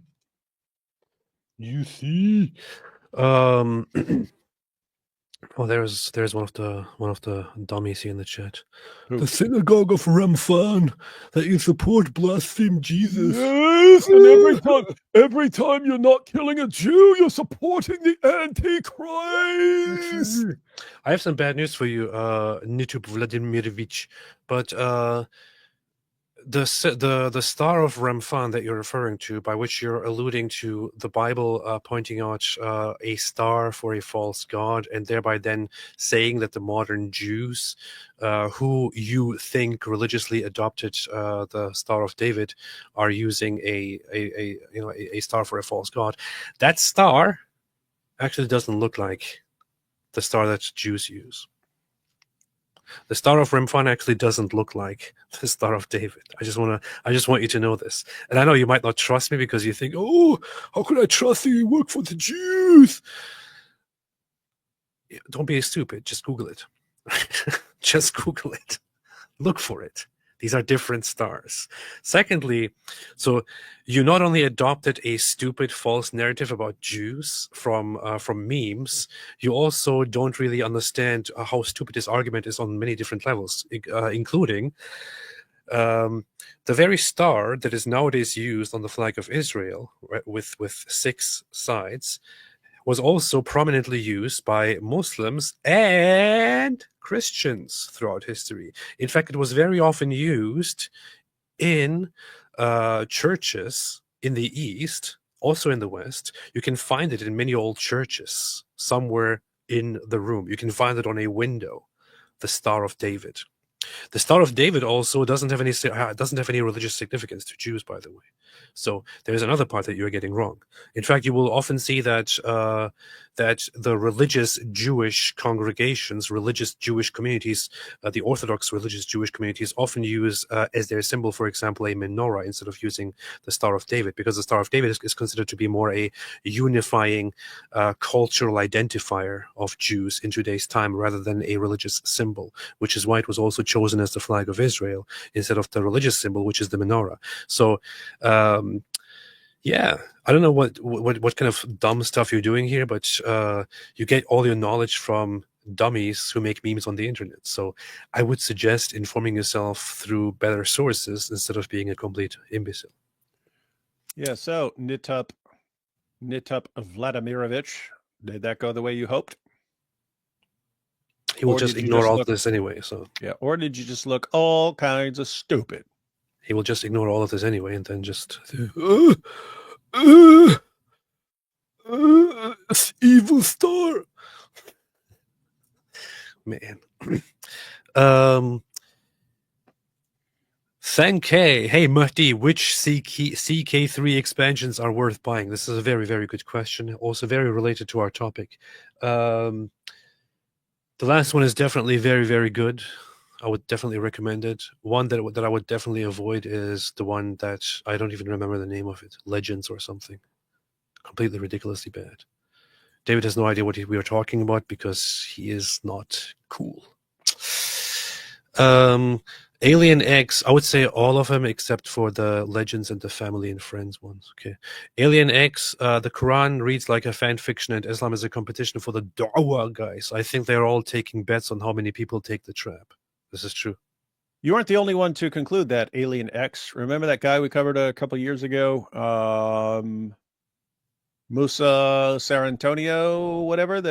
He was a spokesman for ISIS in Australia. Then he went to prison, then became an atheist in prison, and he was saying that he was basically reading Aramaic versions of the Alexander romance, so stories about Alexander the Great.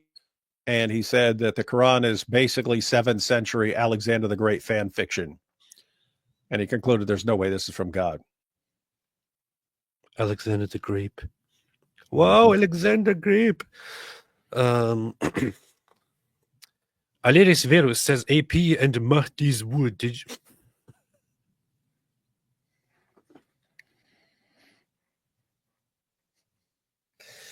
Why are you laughing at me? What's wrong with you? AP and Mahdi, did you see that Pakistan declared victory? LMAO. Did they? That was quick. Wouldn't be surprising.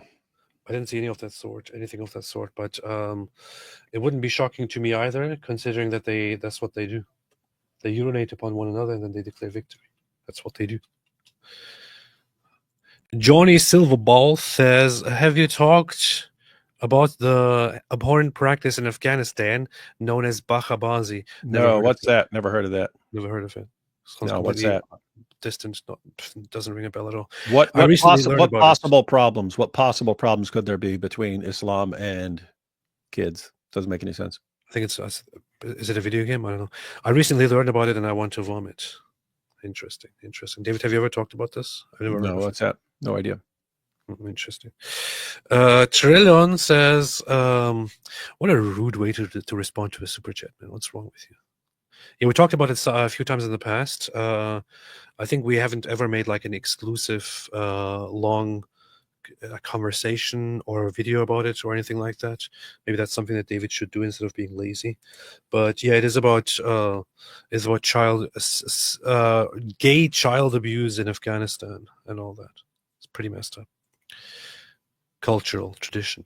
Trillion, since I finally caught alive.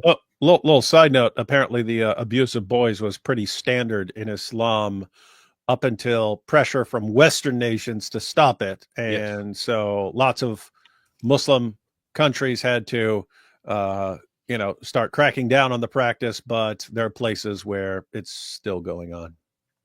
That's true. That's what they do. Since I finally caught alive, here's my jizya. After a long while, just know we still watch your live streams with the live chats, even if we miss them. And we appreciate that. Thank you, Trillion. Trillion, I missed my bad. Sure you did. I believe you. Songs of Relief. AP's room changes in a manner befitting his majesty. Indeed. Flip 34. Dawood, please do in Joker voice. Yeah, she keeps pointing out when I do my Sajid voice, she says I sound like the Joker, and I thought she would meant Heath Ledger, but the lines here, these are from like the 1988 or 1989 Jack Nicholson version. So I didn't know that's what I was doing. I was just imitating Sajid with his whisper voice. But so this is where he's talking to his buddy with the long hair. Who is his buddy in real life? But he says, "Remember, you are my number one guy." No, I can't even do it. I can't even do it while I'm trying to do it. I'm not used to imitating Jack Nicholson's Joker. And then later on, he's got his balloons with the poison gas, and Batman cuts the cord of all of them, and they send flying off, and he says, "My balloons!" Wait, no, I can't do it. I got to do it in the Sajid whisper voice, right? So I'll just try and do it like Sajid. You tell me what to say. "Those are my balloons. He stole my balloon." That doesn't sound like Jack Nicholson to me. I don't know what you're hearing. Huh, interesting. Didn't he flip out at that point? "My balloons! Those are my balloons! He stole my balloons!" Anyway, I don't remember. I haven't seen that since I was. So he was middle school, I think, when that came out. Do you know? You know, there's a trend we have recently pointed out often, that there is this that certain people who are deeply sick, like Nicolás Fuentes, the Mexican Nazi. Here he says Team Hitler. So this guy says Team Portnoy in a little altercation between Dave Portnoy and this other dude. Mhm. So this guy says Team Portnoy, and Nick Fuentes responds to it with Team Hitler, by which he's, of course, completely serious. And how many people liked that? 25,000 people. And I have to say, all you guys who, let me put it this way, all you Andrew Wilson fans and so on who think that you shouldn't support. Don't talk trash about Andrew Wilson, man. Andrew Wilson and I are cool. I don't care what you are. I'm saying it, Andrew Wilson. All you Andrew Wilson fans who think it's wrong and immoral to say that Jews have a right to exist and defend themselves. Here's the airtight case right here for why Jews need a place where they can defend themselves. Because wherever else they go, you've got people like this and like people like these 25,000 people, and they're kind of a fraction of it. But these people are all over the place. Yeah. I have to say, if anybody is actually, and I said this before, and I will say it now more so than ever before, if anyone proclaims to be a Christian, right, proclaims to be a Christian who actually takes his Christian beliefs seriously, if anybody does that, and at the same time, in all seriousness, praises Hitler, and actually takes Hitler as a good example, praises Hitler, that person is not only not a Christian, he's also an enemy of Christians and an enemy of Christianity as well, and an enemy of humanity, and an enemy not only of Jews but of all people around the world. I will say it again: anybody who, while proclaiming to be a Christian, praises Hitler and takes Hitler as a good example, and I really don't care if this fits into your narrative of what you can and cannot judge, or whose faith you can and cannot judge. It's just clear as day with everything that we know about Hitler and everything that we know about his relationship with Christianity and so on.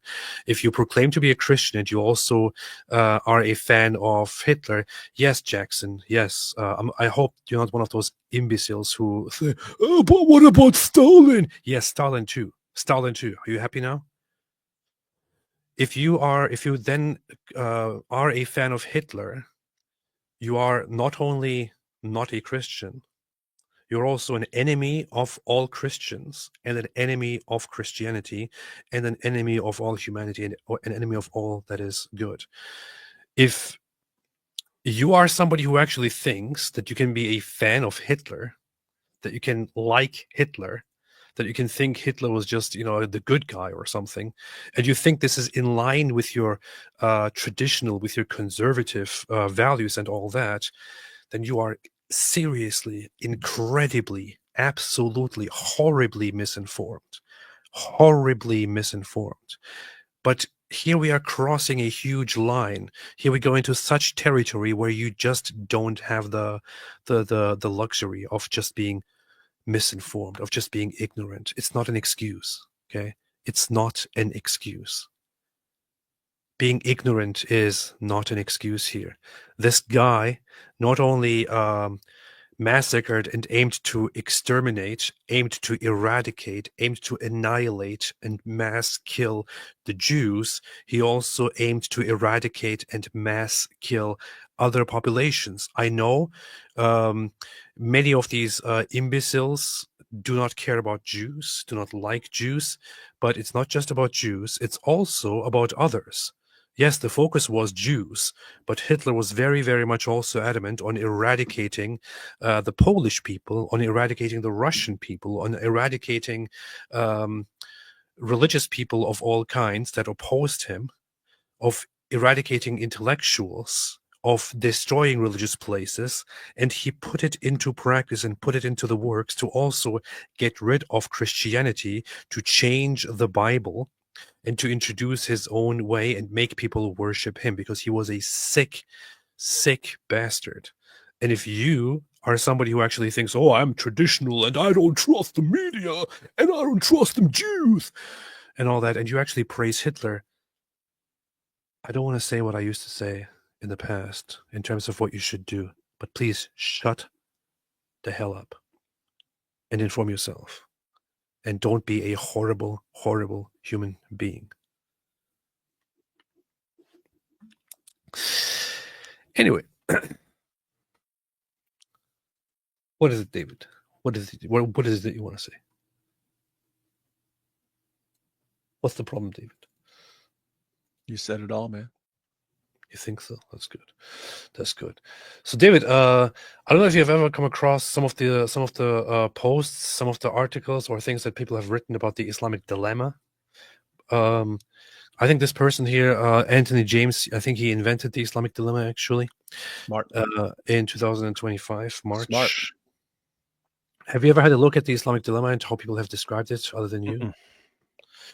So I wonder what you think about how this explains it. Yeah, I see a bunch of Muslims flipping out about it and making videos, but yeah. That's So about it. the Islamic dilemma in a nutshell. In short, the argument is simple. The Quran tells Christians to refer to and judge by their own scriptures and the gospel that Allah gave the Christians their scriptures. Allah's words cannot be changed. This might be intellectually acceptable if the Quran just expanded on the gospel and the Christian scriptures, but it doesn't do that. Instead, having affirmed the Christian scriptures, the very same Quran goes on to make specific claims that positively contradict the Christian revelations that it has also affirmed as true. The result of this is that Allah is either not omniscient and therefore not God, or more likely, the human source of the Quran, Muhammad, was inconsistent and or ignorant of the orthodox Christian cultures outside of Arabia. In this context, let's not forget Islam was spread rapidly by the sword, not by intellectual debate and evangelization. Do you think that this here is very much sufficiently accurate? That's not how I frame it, but there are different ways of making the presenting the dilemma. Like the way I present it is different from the way Wes Huff presents it, and it's different from the way this guy presents it. But same idea. So if you could break it down into like into the shortest possible way, what would it be if you just put it into like 3 lines or something like that? The Quran affirms the Bible, but the Quran contradicts the Bible on basic doctrines. Therefore, whether the Bible is true or false, Islam is false. Wow. Now, I also came up with a different way of explaining it, and I wonder what you think of it. So here it is. Tell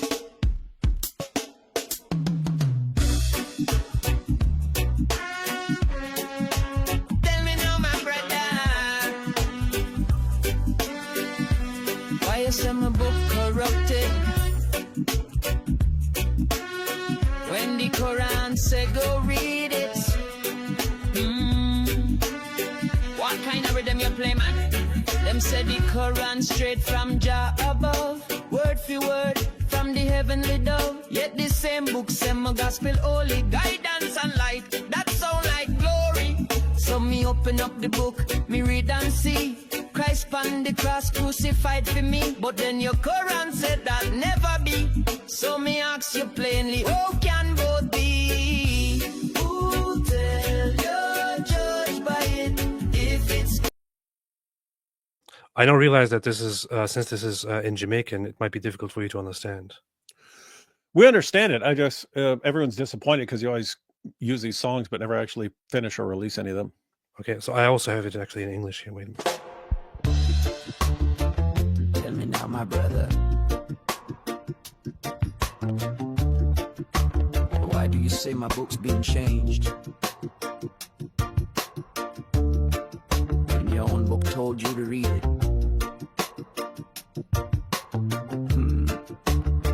Something don't add up. They say the Quran straight from above, every word from the mouth of God's love. But then it tells me the gospel is light, and to judge by what's in it, that's right. So I open it up and read what it says. Jesus died and he rose from the dead, but your book says no, he never died. So which one's true? Somebody lied. Who told you to judge by if it's broken? Why call it light then claim it was stolen?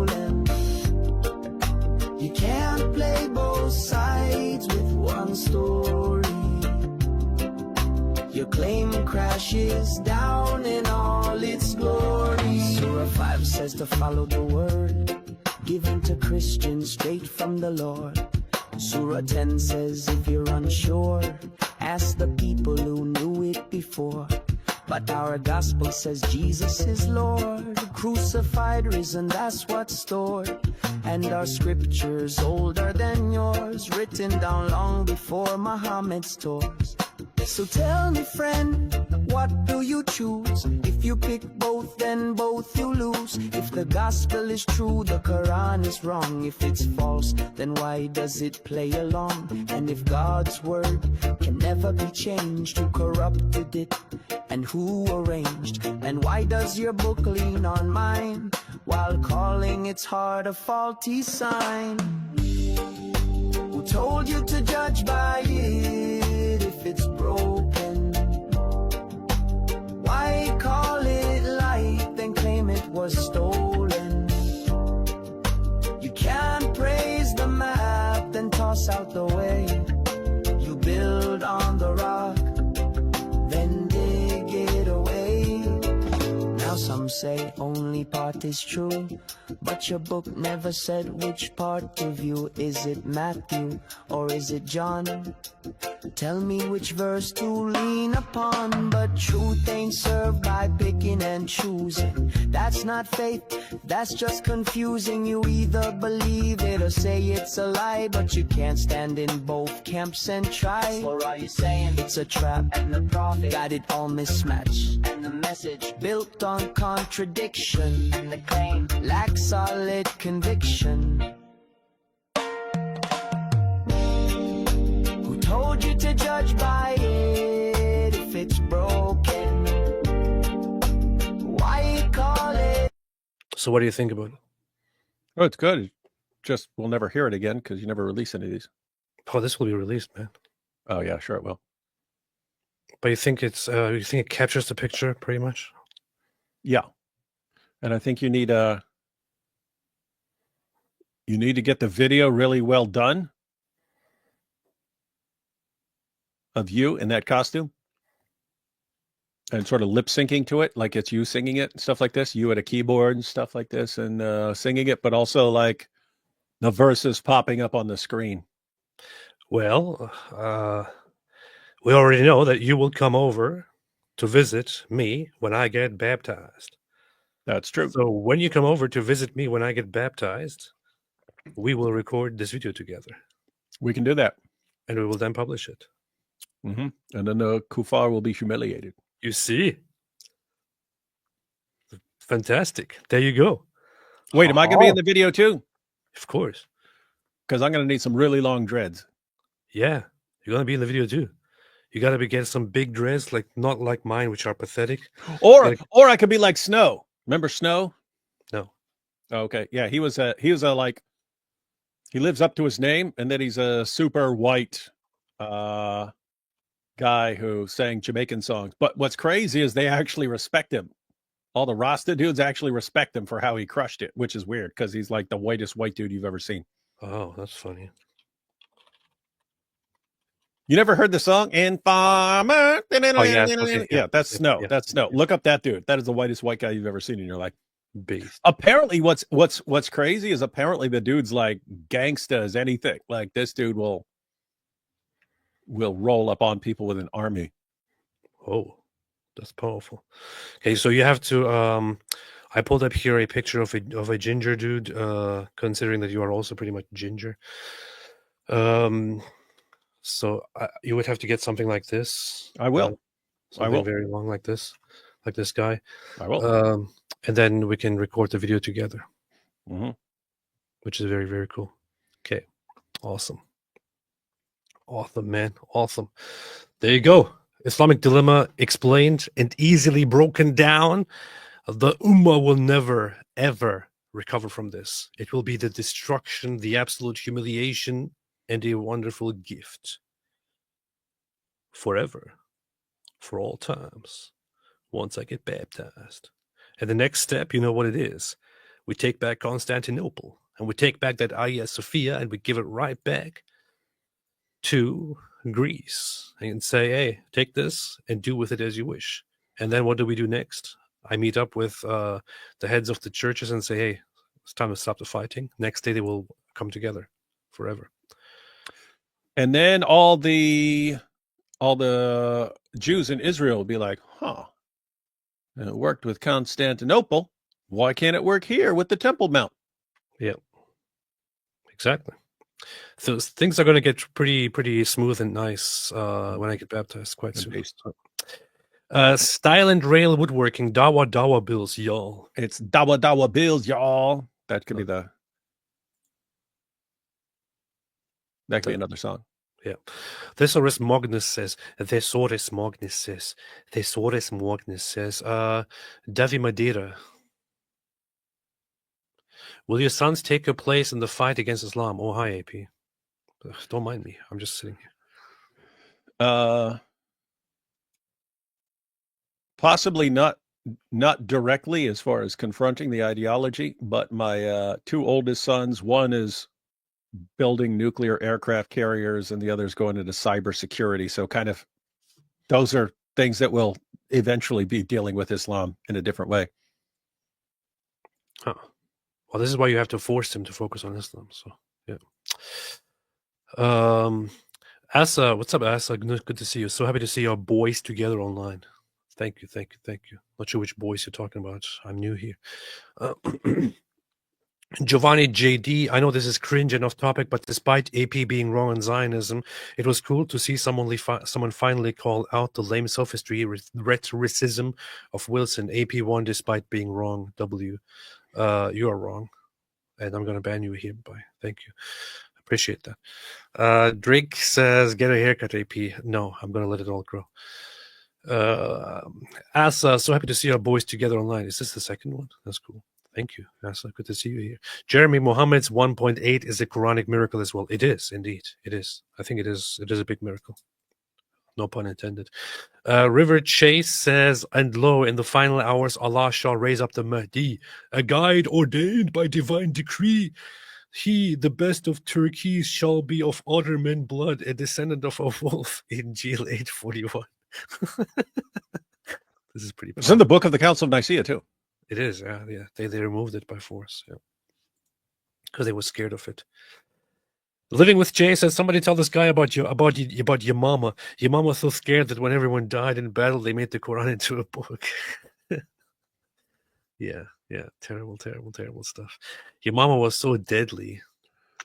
Yeah, it almost killed the Quran. Sarah F. Sajid, Jesus is Muslim proof in the Injil. Also, Sajid, no Injil, you don't have it.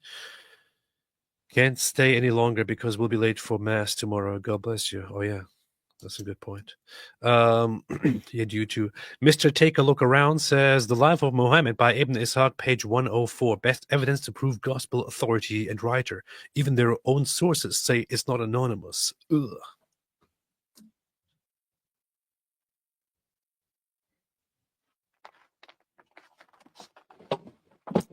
Now you made me drop all my books here. What's wrong with you?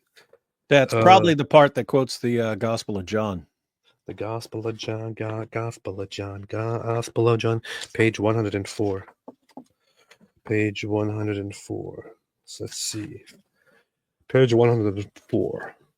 It is extracted from what John the Apostle sat down for them when he wrote the gospel for them from the testament of Jesus, son of Mary. He that hateth me hath hated the Lord. And if I had not done in their presence works which none other before me did, they had not had sin.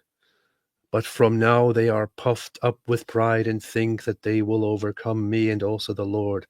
But the word that is in the law must be fulfilled. They hated me without a cause. But when the Comforter has come for whom God will send to you from the Lord's presence. So yes, this is very, very funny. This is very, very funny. Here is the earliest biographies, which Muslims still take and read right here. It directly says, contrary to what Sajid Lippim claims, directly says right here that it was John the Apostle who wrote in the Gospel. This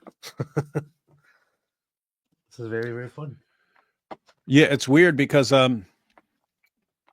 the only way that Sajid could come anywhere close to a coherent position, given what he's saying, because he's saying you shouldn't call any book a book of Allah if it's been corrupted and so on, or if it's been changed. And yet Allah calls the book that Jews and Christians have in the 7th century the Torah and the Gospel. So following Sajid's own reasoning, Allah's either horribly wrong or the Torah and the Gospel were reliable in the 7th century. Now, the question would then become, if the Torah and the Gospel are reliable in the 7th century, that means Christians had those books in the 1st century, the 2nd century, the 3rd century, the 4th century, the 5th century, the 6th century, all the way into the 7th century. Okay, that sounds like a book that's been preserved for a long time and we should actually have, but you'd have to say, nope, but right after that, it was lost. Right after that, it was lost. The Torah and the Gospel were lost. Okay, well, then the early Muslims should have an understanding of that. And so Ibn Ishaq should have an understanding of that. And yet, what is Ibn Ishaq quoting as the Gospel? He's quoting the Gospel of John. Yeah, Muslim. That's very, very funny. So why wasn't he quoting some other book that they understood as the Gospel? Why is he going to the Gospel of John? Exactly. And the Gospel of John, of all Gospels, is also, by the way, very, very, very interesting. Very interesting. In fact, I brought this up when I had the back and forth with Sajid Lippim, where he was telling me that the Gospels, as they are actually very much in line with the Islamic idea. And I was like, are you freaking serious, man? You freaking serious? Have you ever read the Gospel of John? Do you know how it starts? You want to really do this, man? You want to do this, son? Really want to look at that? You really want to have a look at that, son? I don't think you want to do that, son. That's what I told him directly like that. Because for those Muslims who do not know this is actually very, very funny, man. We should contrast these things. I mean, somebody like David, you should make a video about this, but you're lazy because you don't do this. But you could easily take what Ibn Ishaq says in his biography, where he says on page 104 that it was John who wrote the Gospel on the account of Jesus, and then you can directly take the beginning of the Gospel here and see what it says. It's right here. In the beginning was the Word, and the Word was with God, and the Word was God. He was in the beginning with God. All things were made through him, and without him nothing was made that was made. In him was life, and the life was the light of men. And the light shines in the darkness, and the darkness did not comprehend it. So this is directly how it starts. David, you probably didn't know that this is how John starts, but you could use this, for example, to clearly and very nicely explain how even the earliest biographies about Muhammad's life affirm Christian beliefs without really understanding it, without really knowing it. You could easily make a video about this. It takes you 2 seconds. See? Inspiring Philosophy said, watch my 15 video playlist on gospel reliability. One of the videos covers all the evidence that Jesus spoke Greek. This is very, very based. Shocker. Inspiring Philosophy here to promote his own videos in someone else's live stream. Shocker. Shocker. Yeah, this is very rude. But then the thing is, I also, the good thing is that I charge Inspiring Philosophy for whenever he appears here and, mentions himself. So yeah, he gave you $10 right there. Yeah, see. Owen Robertson says, please add colorful beadings to those dreads. I am digging the look. Let your personality pop. I actually ordered these things, and they came with these little fake things to put on the dreads. But as you can see, one is over here. But the thing is, it came like with 6 of them or so, and almost all of them broke as I was putting them on. So whoever sold this crap really needs to do a better job. But thank you. Apple Baker. AP, when you were a devout Muslim, were you aware of the Al-Zud Hadith? What were your thoughts about it? David Wood, how do Dawa guys spin this Hadith? No, I wasn't aware of it at all. And I still don't know much about it, to be honest. Well, they either say it's unreliable. Problem is you have various isnads, but they basically... they can throw out pretty much anything they don't like. They just say, oh, nope, we've looked into it. You can always find someone that some scholar has said is unreliable, so that's what they'll do. That's one way. And the other way is they'll mistranslate the word, which means road, and they'll say it just meant sort of crowded around, and they'll say it's a bunch of jinn, and that Muhammad is he's just preaching to the jinn, and they just crowded around him for a little while. Doesn't explain other things like why he's in pain at the end of it and passes out from exhaustion and so on. But That's pretty messed up.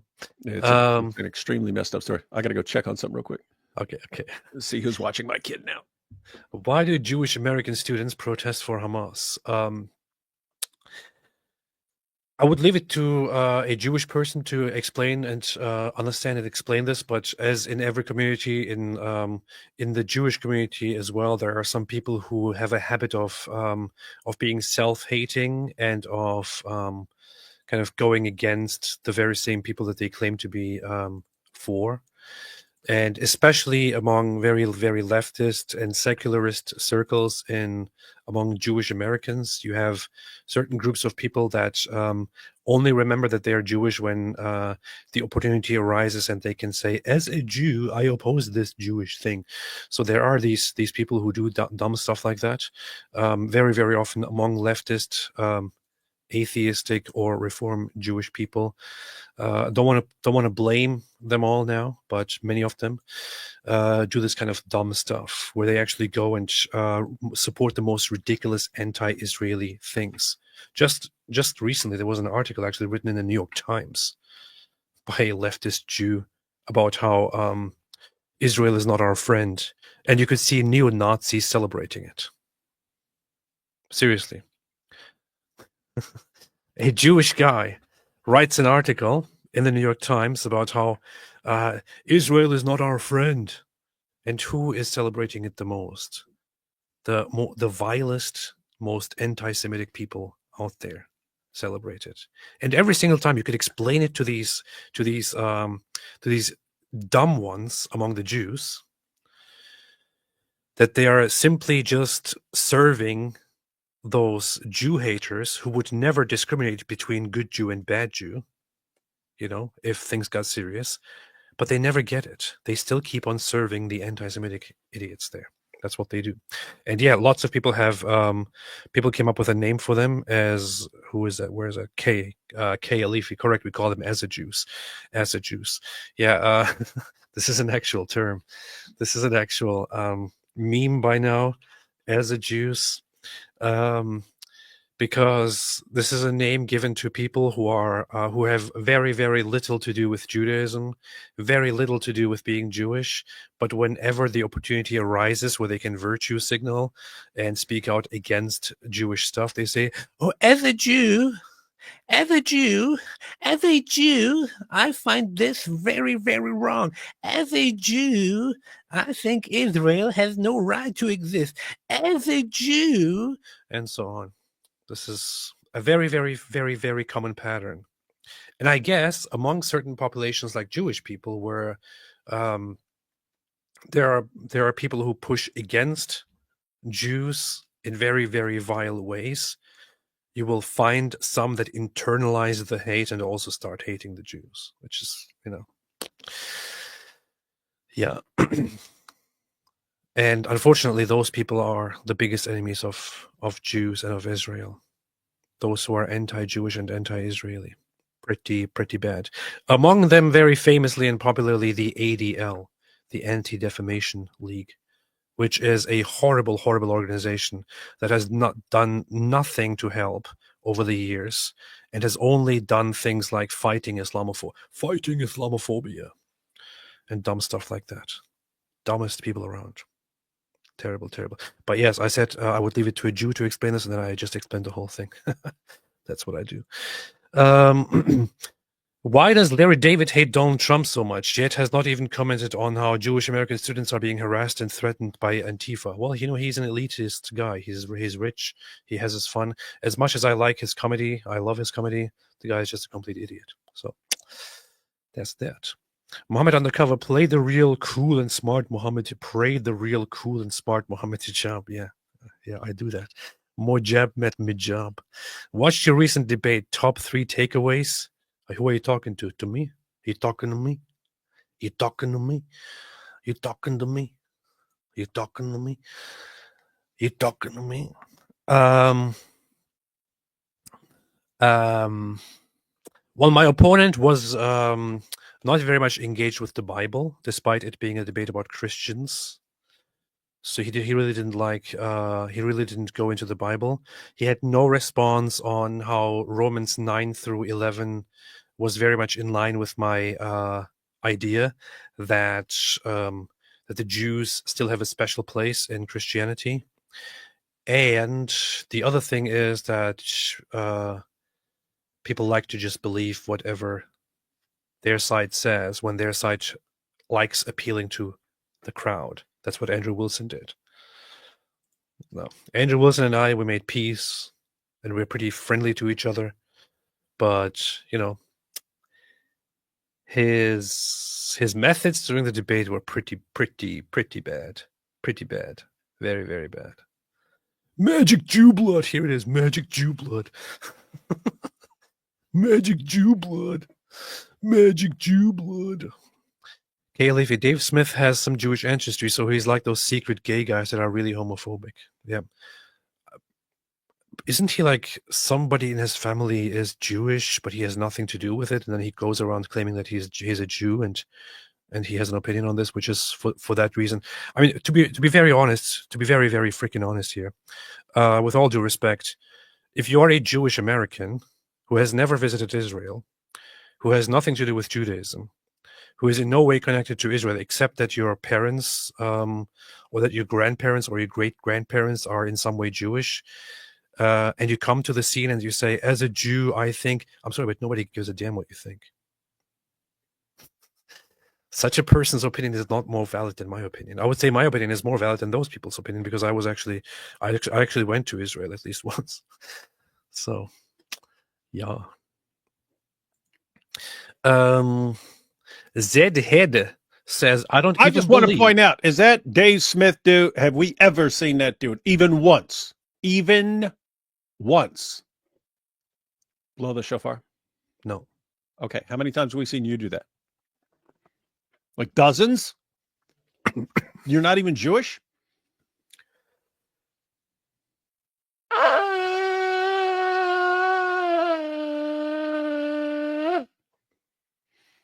Like a chorus of little birdies. It was the most beautiful sound I've heard in my entire life.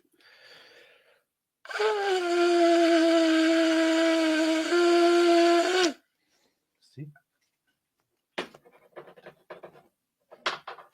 Because of what you have just witnessed, I am now the foremost authority on everything regarding Israel and Jews. So,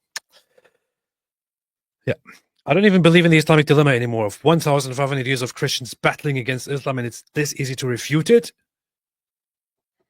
David, what do you think?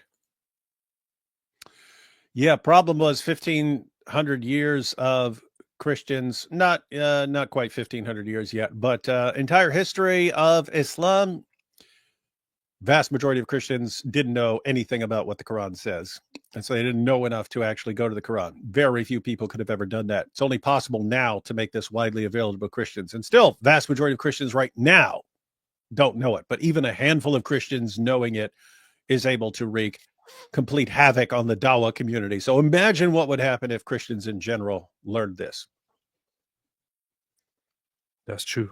That's true. They'll be pretty based. Which is why it is an obligation upon David Wood to write a book called The Islamic Dilemma. How about the Islamic Dilemma Nation? How about no? The Nation of Islamic Dilemma Nation. No, you're supposed to write The Islamic Dilemma. How one argument destroys Islam permanently. How one argument intellectually molests the Dawah clowns. How one argument intellectually... Anyway. How one argument forces the Dawah clowns to their knees in intellectual submission. And they open their mouths in protest to find that they have been defiled by the truth of the Islamic dilemma. Man. Yeah, that's what Muhammad Hijab said. Powerful. AP, aka Lil Uzi. Yeah, I should come up with a Lil name for myself. Uzi's funny because that's Israeli. Yeah. Mothman 313 boys, today is my 25th birthday. Gave me some mid-20s wisdom. Love you, gents.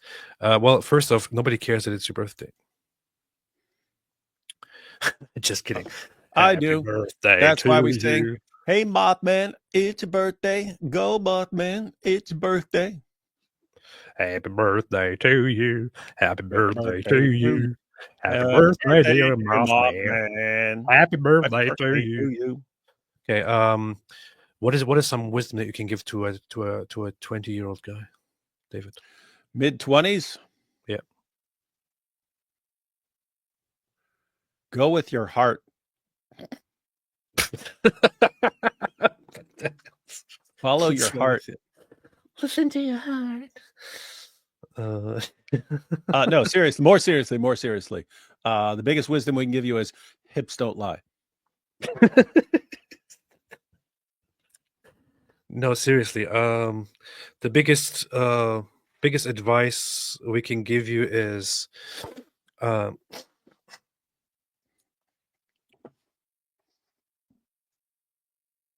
stay away from Islam. Yeah, and at 25, you're just about to start entering the phase where you aren't sure that you know everything.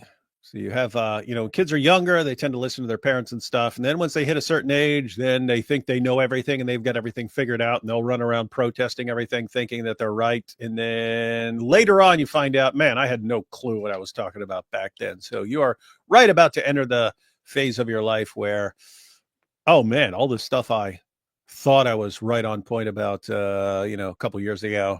I don't know. Now I'm in the real world. But this is a good time. So you can learn all sorts of dope stuff and not think you know everything. The difficult part also is, Mothman, that you just you turn 25, which means that you are pretty much at the end of your life. I mean, there's not much left, and in my opinion, there's not much to hope for. That's a long time for a moth. Yeah. Even a Mothman. You are pretty much almost dead, so I would think about how to live out the rest of your small life that you have left. You are pretty much through it, so it's probably time to get serious. Yeah. A life expectancy of a moth. What is it, like 1 day, 2 days? Whoa! Adult moths live anywhere from a few days to several months. Dude, you are Really? Yeah, you are Stone Age, man. You are super senior citizen. Now we understand that you're a Mothman, you're not just a moth, but I would expect a Mothman to live like a couple of years at most. So yeah, enjoy it while you have it, man. You're not going to last much longer. Yeah. I am much older than 25. Not much older, actually, just a bit older than 25. Well, it's because you're part otter. And I would say that I have not obtained much wisdom in my life. I have walked again and again and found myself at a place of ignorance, despite taking every turn and walking ahead and continuing and thinking I have it all figured out, but in the end there is nothing left but ignorance. And even in the end, I lived through the 70th year, and the 140th year I will still be as ignorant as I was when I was 7 years old. There's always more to learn. Average lifespan of an otter is 10 to 15 years, but they can live up to 25 years in captivity. So if you're an otter man, then you would average the lifespan of an otter with the lifespan of a man. And so AP, you're getting up there. You're getting up there a little bit as an otter man. Yeah. And no matter how old you get and no matter how much you have learned, in the end, you haven't learned anything. You have learned nothing. Even if you have sat and learned for 140 years, the amount of things you have learned amount to nothing at all. That's what you should remember. Gorno's Bulldozer says, AP looks like he's going to say baklava is Greek. It is Greek, man. What's your problem? Everything is Greek. Christian Gadfly, don't shake the man, shake the sinner. Hey, did you see Christian Gadfly's video? Oh, yeah. It's pretty powerful. You should watch it. It's only 3 minutes. It's so Go ahead and play it, man. It's so stupid. I actually had it open here somewhere because I thought I might have it. Who is the Mahdi? So The correct answer is that D. Wood is the Mahdi. the video is titled "Who is the Mahdi?" I and am the Mahdi. I looked at it and I find it hilarious. So gotta do that. Gotta do that. It's been on my mind. Everything has Smoking crack. changed since I saw that video. Let's talk about this Christian ideology, this cult Christian ideology. This dude talking about cult. Attack children and their real agenda, which is not spreading love and light and the gospel. It's really about domination, control, power, and taking over.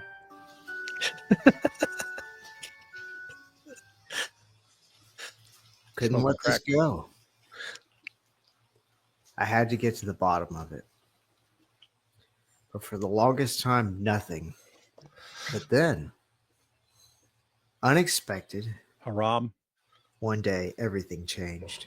I, meanwhile, got more and more into communism, into revolutionary communism. It intensified more and more. But at the same time, I was always talking to my aunt in Germany. For me, she would send me things from Germany. She would talk to me online. She would call me. She was a free mind person. She was a Western person. She was there. She was a German Western person. She was different. She was different.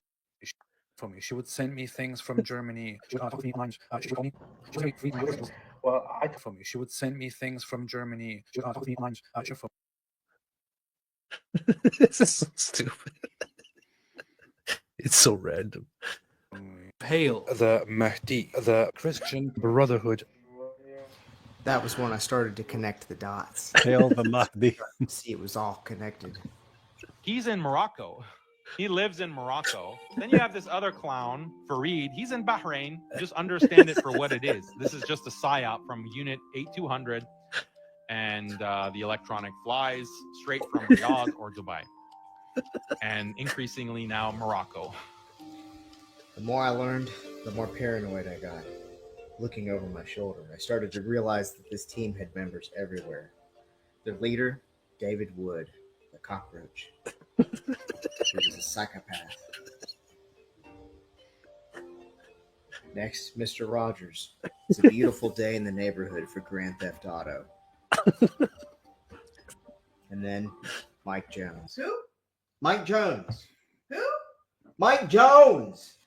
Last and least, Ali Dawa, a humble Viagra salesman. But who was the Mahdi, and how could I find it? I knew every detail mattered, and I couldn't stop looking. But things got stranger and stranger the further I got.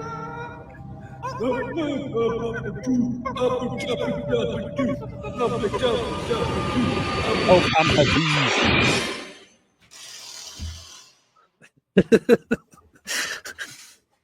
Hello?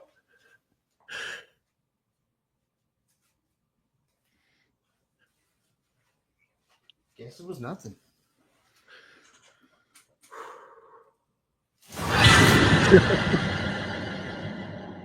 We got to get some more people in here. Make sure you guys share this video. We need more people in here. Get this video shared to everybody you can possibly get it out to. That's it. This is so stupid. It's a powerful message, though.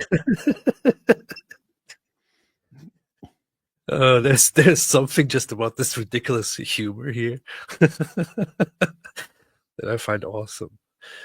Just the complete random nonsense that he put in there for a joke, man. But I'm still curious what happens next, man. I'm still really curious what happens next. You'll have to find out in the Mahdi Tales.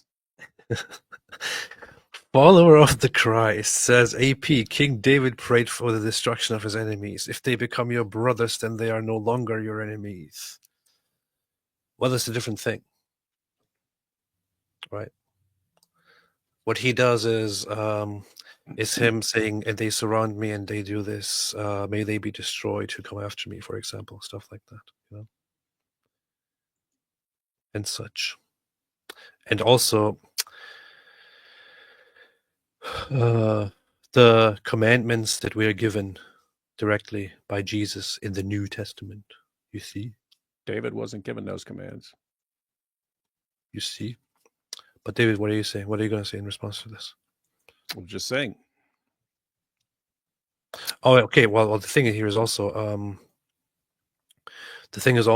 I guess, if you pray for them and they become your brothers, then they are no longer your enemies. Okay, yeah, I didn't pay attention to that part. No, it all makes sense. So, yeah. Sorry, it's because of my hair and because of my sunglasses. I can't get the whole picture right now. I have become dumber, I think, since I put on this wig. So I only got half of what you're actually saying here. Now I get it. Now it makes all sense. Thank you. Appreciate that. Jacob, why are Turks so much more overtly anti-American than other Muslim groups? They are so much more hostile than Iranians and even Arabs. What is the reasoning behind this? Well, Turks are pretty horrible people, and they are very racist.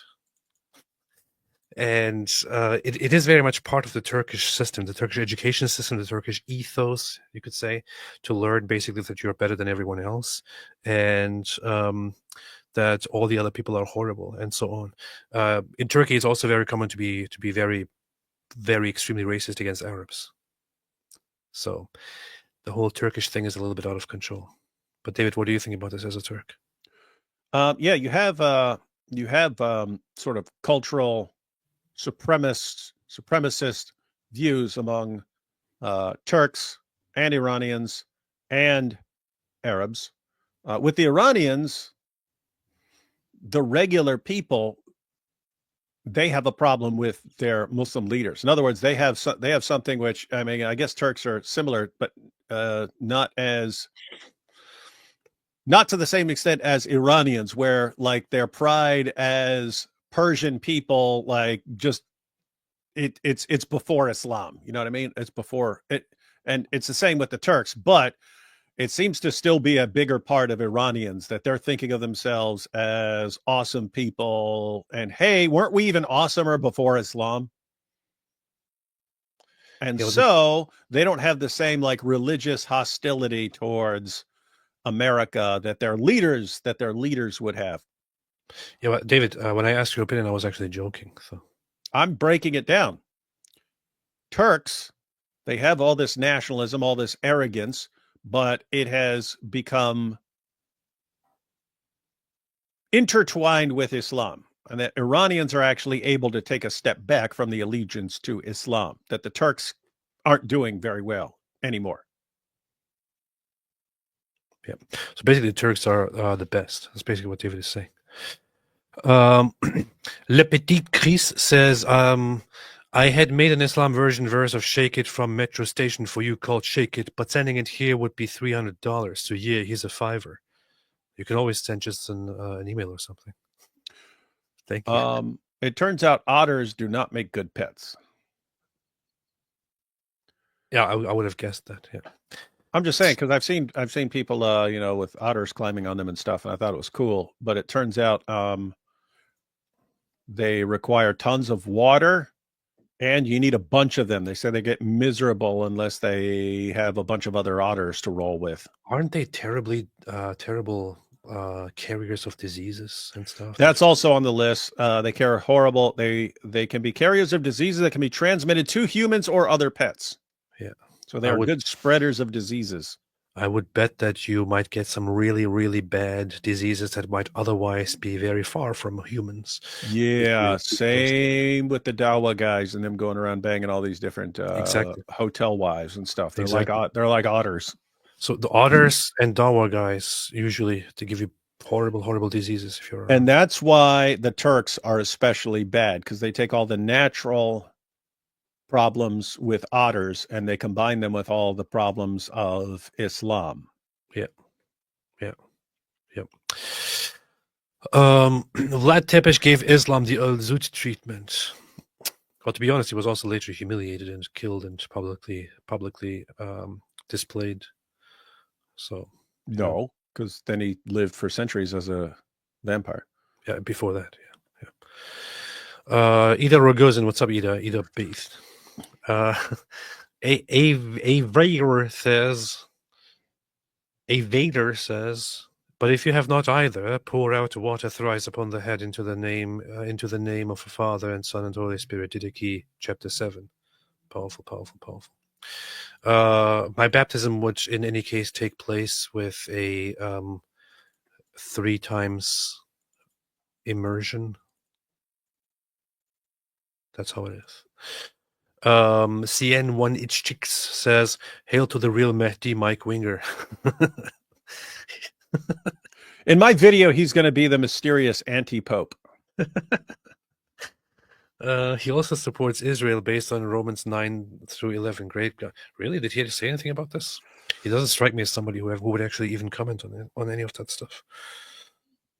He's like, no, I'm too busy declaring war on any Christian who has any followers, so I can be the only Christian in the world who has followers. Powerful.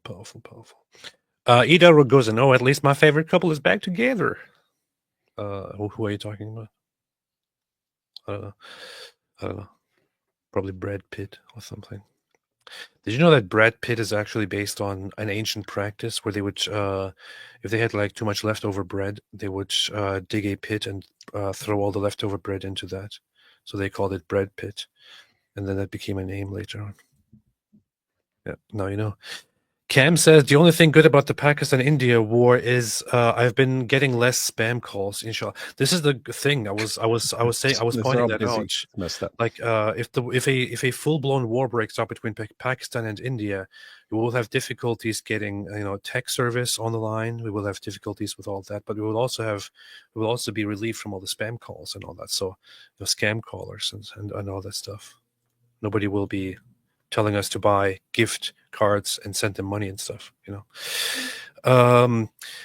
Sainwa says, hope AP doesn't go Jew, don't want circumcision video. Here's my circumcision video. Well, if I became a Jew, I would also have to get baptized, by the way, so little do you know. See how the Christian says, hey AP, do you believe the Crusades were justified considering the Christians were defending their land from Islamic terror? Well, we talked about this very, very much in the past. Also came up recently. I think that fundamentally and essentially and initially, the Crusades were completely justified. So calling for the Crusades and organizing the Crusades and fighting back, historically speaking, they were totally justified. The thing is that there were things that were done as part of the Crusades that were totally not justified, that are unjustifiable. There were severe mistreatments of different people, different populations. Even of, and by this, I am usually talking about the Christian populations or the Jewish populations that were mistreated by Crusaders, but I would also even be talking about the Muslim populations, to be very, very honest here. So the Crusades, while they started out as a just cause, as an intervention to fight against the brutal expansion of Islam and all that, and the harassments that came from Muslims against Christians and the desecration of Christian places, the mass killings of Christians and so on. The Crusades resulted in killing other Christians, killing Jews, and also mistreating different Muslims and all that. So, yeah, as said, initially justified, later on really, really, really, really dragged into dirt. David, what do you say? Thank you. None of that is correct. Thank you. Appreciate that. Corners Bulldozer, what people had the best melee weapons? The Japanese. I saw that verified. They're comparing like famous English long swords and stuff. They're comparing different kinds of swords and stuff. And the English swords were good at they're actually better at smashing armor and stuff like that than they were at cutting stuff. Whereas the Japanese swords were massively sharper. They had way better blades and stuff. So I know I wasn't just randomly saying nonsense. I know what I'm talking about, dude. And I confirmed what you said. I didn't want people to think that you're an idiot and you don't know what you're talking about. Ethan Matthew, leaving for Israel in 10 days. Anyone got any thoughtful advice in case I can't really watch y'all while away? See you on the flip side. Love. You can watch. They have internet there. Ethan thinks they don't have internet in Israel. They don't have internet in Israel. What are you talking about? When we were in Israel, we couldn't go online because they have no internet there. Nowhere. It's completely internetless. It's they have blazing fast internet there. Radsai One Way said Dizzle got 36 gay Pakistan army insults last live. Did I? I wasn't paying attention, but it Oh. makes sense. Michael Fitz said Mehdi Otterman needs his own cartoon series. Kane Corsa Mom, did you see Mo F the Juice Khan go on Stu Peters? Yeah, I did see that. So Mo Khan, Mohammed Khan, the guy who held up a sign that said F the Jews and then got in trouble and was fired and stuff. He started making excuses and saying, "Oh no, he's not against Jews. It was just a joke and stuff." And then he actually went on the show of Stu Peters on a Nazi show. Very, very funny. Flipper, 1.8 is the key number of the Prophet Muhammad. Muhammad was thought to be 1.8 meters tall, has 1.8 billion followers, and is thought to have a 1.8 inch. Huh. 1.8 inch PP. This is interesting. This could be a miracle, Another miracle about Islam. Interesting. Ramus says, IP, I can imagine your patron saint as John of Damascus, the first great anti-Muslim apologist, so effective the Muslims cut off his rotten hand. Yeah, I feel very, very inspired by Saint John of Damascus. Also did before I ever considered Christianity. But I feel like there are also many other figures that I could, pick based on how I always picked things throughout my life. Which was like, based on your feelings. I really like this. I really think this is awesome. Is cool and based. Let me go with this. Let me go with this. But I think that here in this case, I don't want to make it about that. About Islam, you're right. Because I mean, think you pick John of Damascus, and then like we destroy Islam over the next couple of years, and Islam doesn't exist anymore, and people are like, "What's that got to do with anything?" Yeah. It wouldn't make any sense. Wouldn't make any sense. And I would say because he was one of the people who confronted Islam, and people would say, "What is Islam?" Exactly. So here he says they cut off his writing hand. People forget what he said. He said, "They may take my hand, but they'll never take our freedom." Yeah. And then they said, "Okay, anything else you want to say?" And he said, "You may take this hand, but you'll never take these nuts." Sorry, yeah, that would have been funny. That's what I want to. That's what I want to say when they're coming after me. That's an authentic quote, by the way. But for those asking who it will be, it will be. I already made my choice, and I asked, and I have it approved. It will be Saint Martin of Tours. That's who it will be. So. Did you say Tours? Tours, yeah. Tours. Huh. That's funny. It is. There is a loose connection because that was the battle that stopped. Islam. But it has nothing to do with why I picked. Yeah, it's just a coincidence. Coinciding. Saint Martin, probably because Saint Martin has a very, very big connection to Germany and France and Europe, and I heard about him when I was a little child, when I was a little Muslim child, and it felt very inspiring and comforting, his story. So it's weird that Martin is a name in Germany, like Martin Luther and Saint Martin. Yeah, but AP wanted to go with Saint Martin Luther. I bet. But Martin doesn't sound like a German name, man. Like Ludwig, that sounds like a German name. I bet that Martin Luther was actually named after Saint Martin. I can bet. I can bet on this. So you're saying that's why he was so based? No. I can bet that this is why he was named Martin. I can bet on it. I can bet on it. Yeah.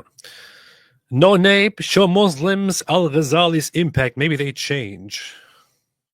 What do you mean? What do you mean about Al-Ghazali's impact?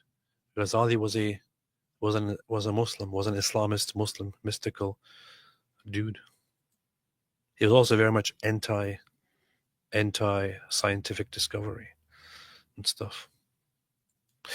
Sheikh Mike Wingling says, when will David Weyer stop trying to ride Sajid's coattails? His last 72 videos are all about him. This is true, David. Why are you trying to use Sajid Lipham's name for clicks? It's actually an interesting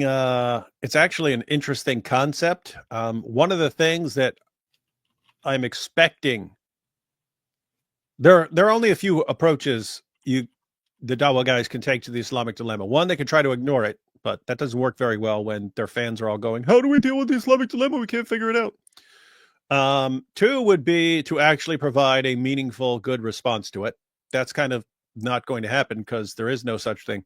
But the third one is the third concern, that this is an actual concern, is that they will try to wear us down by just posting so many video responses that we can't keep up, right? We can't, it's too many of them. Like, we can't dedicate our entire lives to this. So one thing we wanted to do was just keep responding, no matter how boring and terrible their videos are, just keep responding to them. Now look at that. That's why I will keep responding to Sajid, no matter how many stupid videos he puts out. I should have put a bet on this, man. Look, I searched. You should have. I'd have been like, no way, $5,000. Says you're full of crap. Was Martin Luther named Martin based on St. Martin of Tours? Yes, Martin Luther was named after St. Martin of Tours. He was baptized on November 11th, the feast day of St. Martin. This is why his parents chose the name Martin. Oh, so you're not even getting baptized on the right day. Oh, yeah. It was a common Catholic practice. Shame. I wonder if this was also a practice in anywhere else, but it was a Catholic practice to name your child after saint of the day or something. Martin Luther was Catholic. They named him Martin after Saint Martin of Tours, whose feast day, November 11, their son's baptism fell on. Luther's parents also believed in popular late medieval superstition. They include him as a strong believer in witches and the power of demons. That's interesting. Well, powerful. Wouldn't take Martin Luther as an example personally, so I'm glad that I'm only loosely connected to. Well, you are naming yourself after him. No offense to people who like Martin Luther. Well, you're naming yourself after him, so no, you're making him your patron saint. No. Ida Rogozin said, "I need this in my playlist ASAP. It will come out very, very soon, inshallah." You mean June? Yes. Right. What are you saying June for, man? Jeremy Rastamati AP. Byron Maldonado. David, can you say golden shower one time, please? No one can say it one time. You got to say it multiple times. You got to go, golden shower. You see, golden shower. This is what you get. Yes, David, the golden shower. Let David give you a golden shower. Golden shower. You see? And I mean, seriously, this is the guy who's banging all these hotel wives and stuff. And like, the only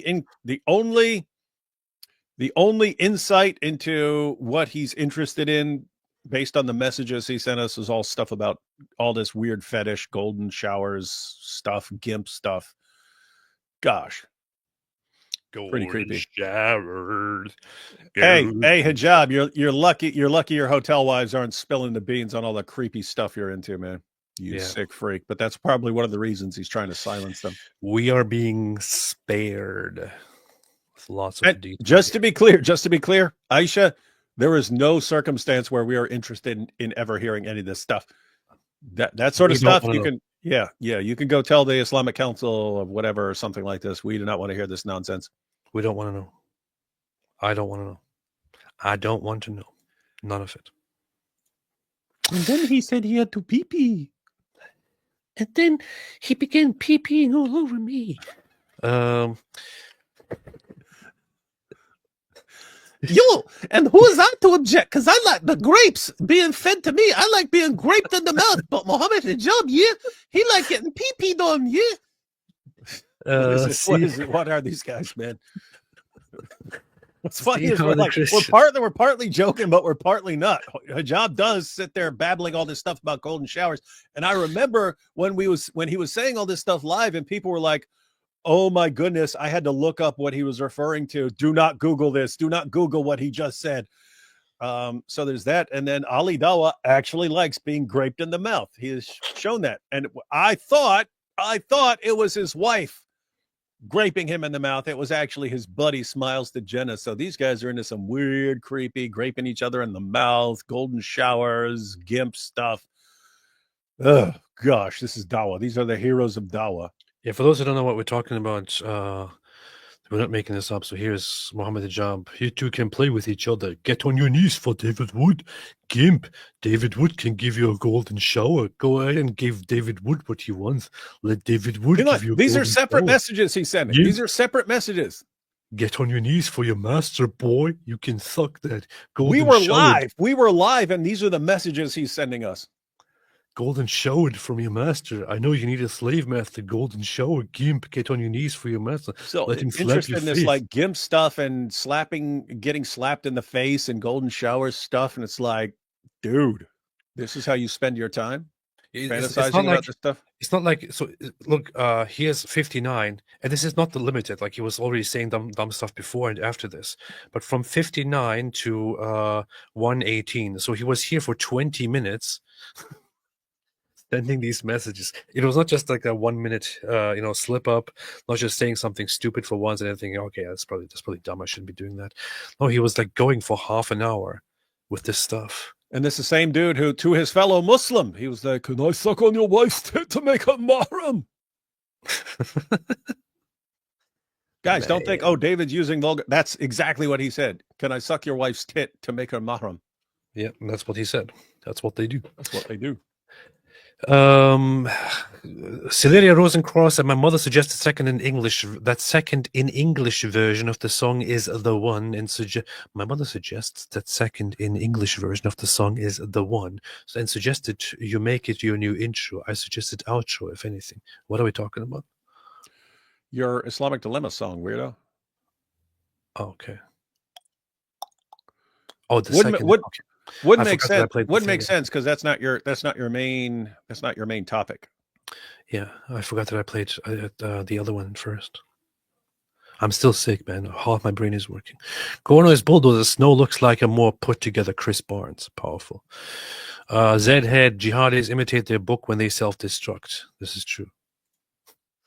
Celeria Rosencross, my mother adds, people would pay for his song.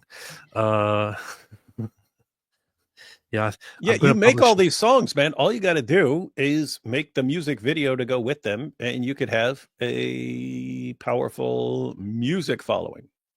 No, I'll start publishing the stuff very soon. See, I just uploaded a new logo for my music channel, and it's right here. It's getting ready. It's in the works. It's right here. Look. See?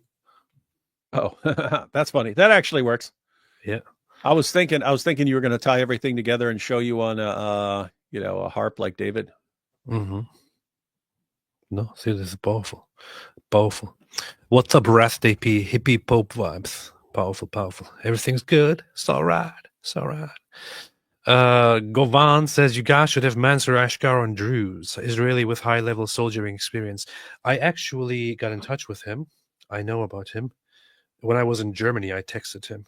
The thing is, when I was in Germany, it was my last day, and I got in touch with him, and it was already too late to arrange something. He lives in Germany right now, so I planned on recording something with him, a conversation together when we meet each other again sometime. So yeah, Mansour, who is that? Mansour Ashkar. He's a Druze guy who was in the IDF. Druze. Huh, so they have the name. Yeah, the only Mansours that I've known are Dawa guys, and so you pronounce it Mansour, but you can't do that with this cool dude because he's Druze. Yeah. Well, this dude is cool. He's a very cool dude. Very, very cool dude. He has a channel here, Mansour Ashkar. He's got a channel here, Mansour Ashkar, ex-Israeli Special Forces, and simply a father trying to make... Oh, he was Special Forces. Oh. So ex-Israeli Special Forces. Yeah. He's a Druze guy, identifies as Israeli Arab Druze, who was in the Israeli Special Forces. Very cool guy. I think they have like the best special forces on the planet, if I recall correctly. At least that's what I heard like 20 years ago from a military guy. He was talking about how the Israel had the best special forces. Powerful stuff. Powerful stuff. Oh, your daily saint trivia of the day, says my wife. Saint Maximus the Confessor was exiled and had his tongue and right arm cut off because he wouldn't accept monothelitism. Hey, you should take that guy as your saint and get your tongue and right arm cut off. I was thinking that too. That's pretty based. As a sign of solidarity. Yeah. Okay, I'll start a poll here in the chat. Should I take him and get my arm and tongue cut off, or should I take St. Martin? Based on whatever the poll results are, I will choose. I'll pick and choose. Hey, Maximus, arm and tongue cut off. Hey, I looked up St. Martin and it's an island. St. Martin. Which one choose for me? Okay, let's see. Good. What was monothelitism? Wasn't that a thing that Jesus had only one united will or something like that? It's one of those things. Hey, Martin of Tours is all the way back in the 4th century, man. Yes. He was a Roman soldier in the 300s and became Christian. He has a very nice story that I heard when I was a child, and it stuck with me forever since I was a child. And it always gave me this very, very nice idea about Christianity, which is why as soon as I considered becoming a Christian and having the idea of picking having a patron saint to be named after, that's the first one that came to my mind, and still the strongest one, because I feel like it has just stuck with me forever since early childhood. I was a child of a Muslim family where I learned that Christians are bad and Jews are evil, but I learned about this Saint Martin dude, and we sing songs about him, and I just love the guy, and love what he represents and love his little story that I learned as a child and sang as a child. So he established a monastery. Yeah, he did. He became a you can actually go there. He was a soldier, then he became a monk after he left the army, and then he was made bishop and stuff. So, powerful guy. Very powerful guy. Attributes: man on horseback sharing his cloak with a beggar. Yes. Man cutting cloak in half. Globe of fire. And a goose. So, what happened, according to the story that I heard even when I was a child, when we sang the song, was, so he's a soldier, and he rides one night in the cold winter, and he encounters in the middle of the night a guy on the side of the road who barely has anything to wear and who is freezing, and he says, "Please help."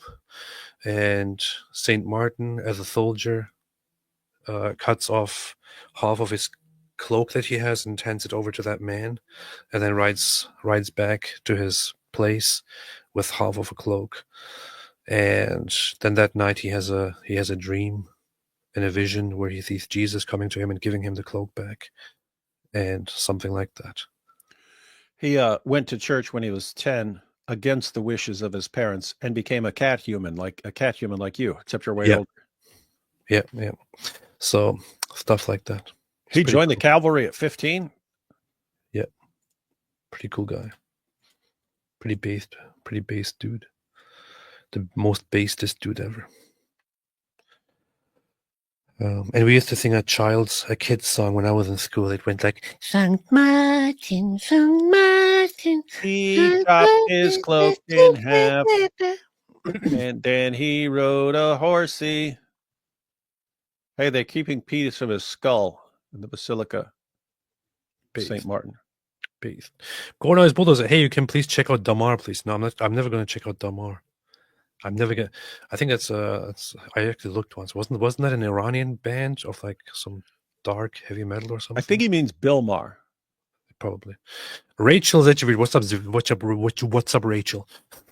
I knew it. Praise the Lord and praise the Lord. David Wood, Brothers in Arms. Powerful. You did not desert me, my brothers in arms. Akam says, y'all see that Mahdi who was dressed like a pharaoh? He was on CP and Muslim Lanterns channel claiming that he's a descendant of Muhammad and Khadijah. You trying to copy my stuff, man? I'm not going to be dressed like Pharaoh, but what the heck? Why is everyone copying me? That's weird. They call him Dr. Wu because he's got a PhD in chopping down nerds. Professor Hatred of Dweebs. Powerful. That is correct.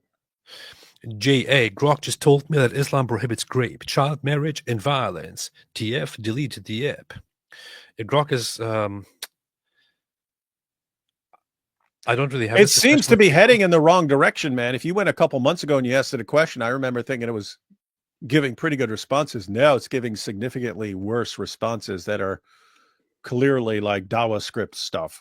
The thing with AI is that you have to often kind of direct it to give you proper responses. Like it gives you responses based on popular things that people have said, for example, and you say, okay, give me the actual response based on the facts and so on. So you have to do this is the thing. Lots of people, because of Grok's lack of censorship, say that Grok is better than ChatGPT, for example. It's just really not. ChatGPT is by far superior. By far superior. And you can customize your ChatGPT and make it learn stuff and make it learn that you don't really care about social conventions, about apologetics scripts, and you just want ChatGPT to give you the full facts without any concerns and all that, and it will give you the facts if you make it learn that. So nowadays with ChatGPT, I can ask it these questions and it will answer me. So Grok is a little bit lame in that regard.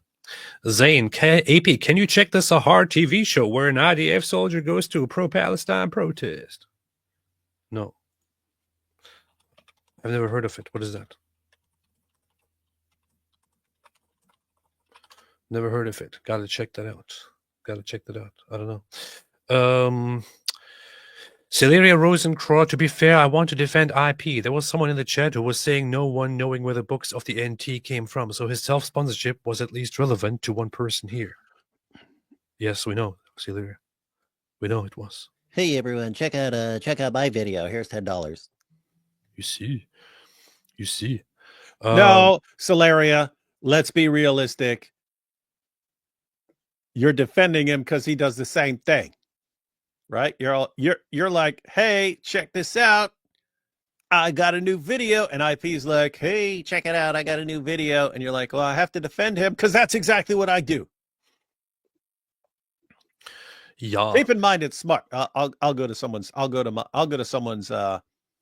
someone's live stream and drop some cash in there. Over time, people know who you are. That's true. Hey, so the poll results so far, I said, which one should I choose for Saint Maximus? Arm and tongue will be cut off, or Saint Martin. 47% say Saint Maximus, and 53% say Saint Martin. So the competition is very strong here. 47% say that I should cut my tongue and my arm off and choose Saint Maximus. So we need more. We need those numbers to go up. I just voted. Okay, good. I voted for Saint Maximus. Good. Daughter two, I'll just go straight to the sources. Never mind Grok and Chat. Well, here's the thing. I know some people have reservations about AI, but AI is a tool. But it's very, very good stuff if you know how to use it. It's extremely good stuff if you use it for the proper purposes. I do this thing, for example, nowadays. You can use ChatGPT, for example, with its deep search functions to say, I want to work on this issue.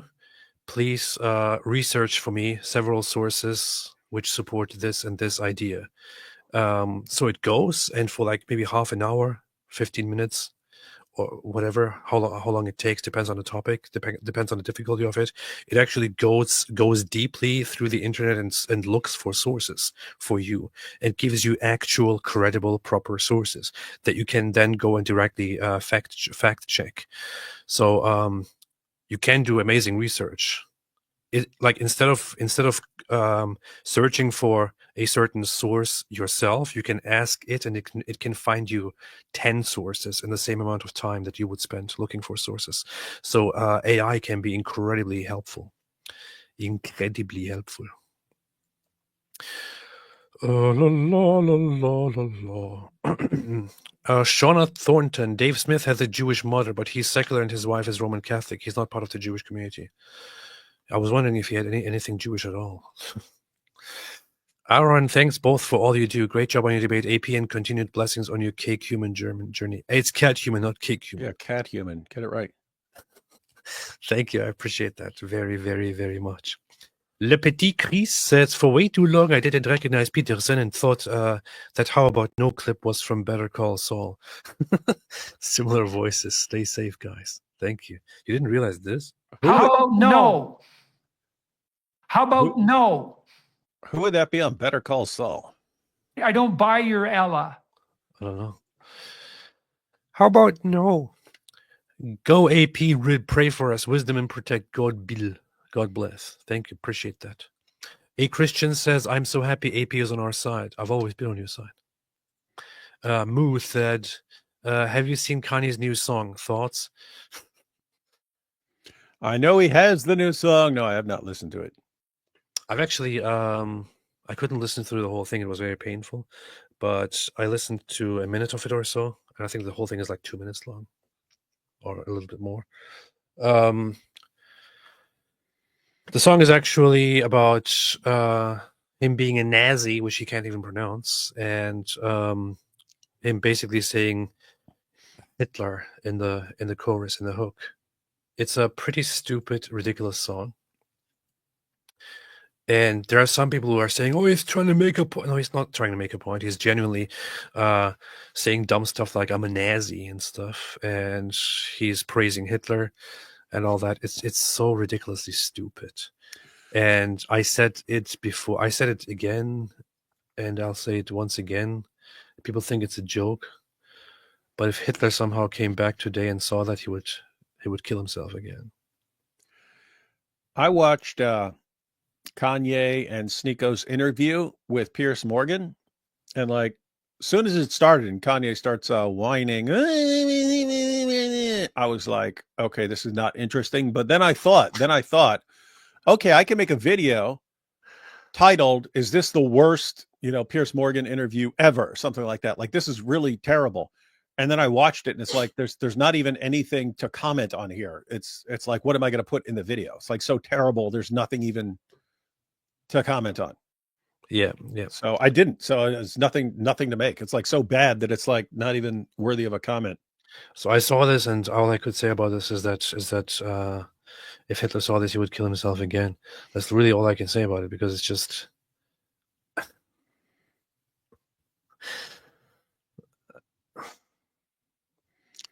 Where do you even start?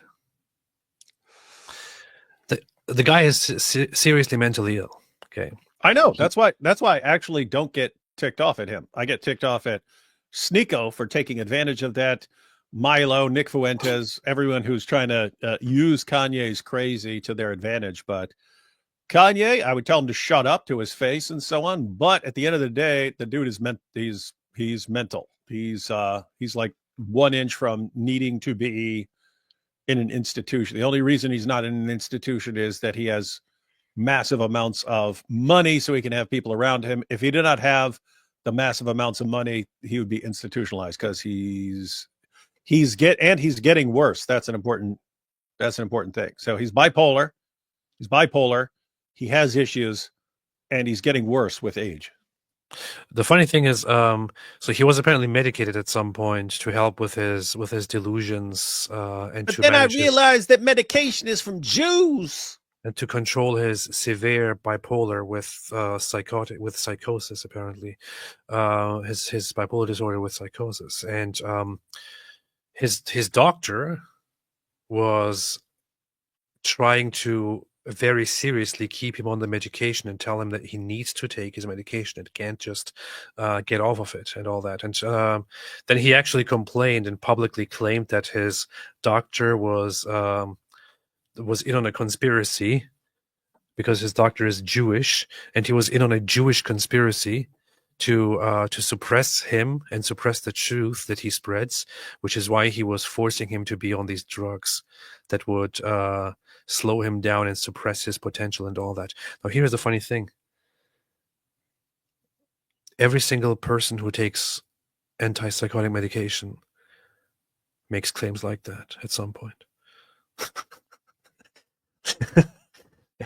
Every single person who deals with schizophrenia, who deals with severe mental problems, severe delusions,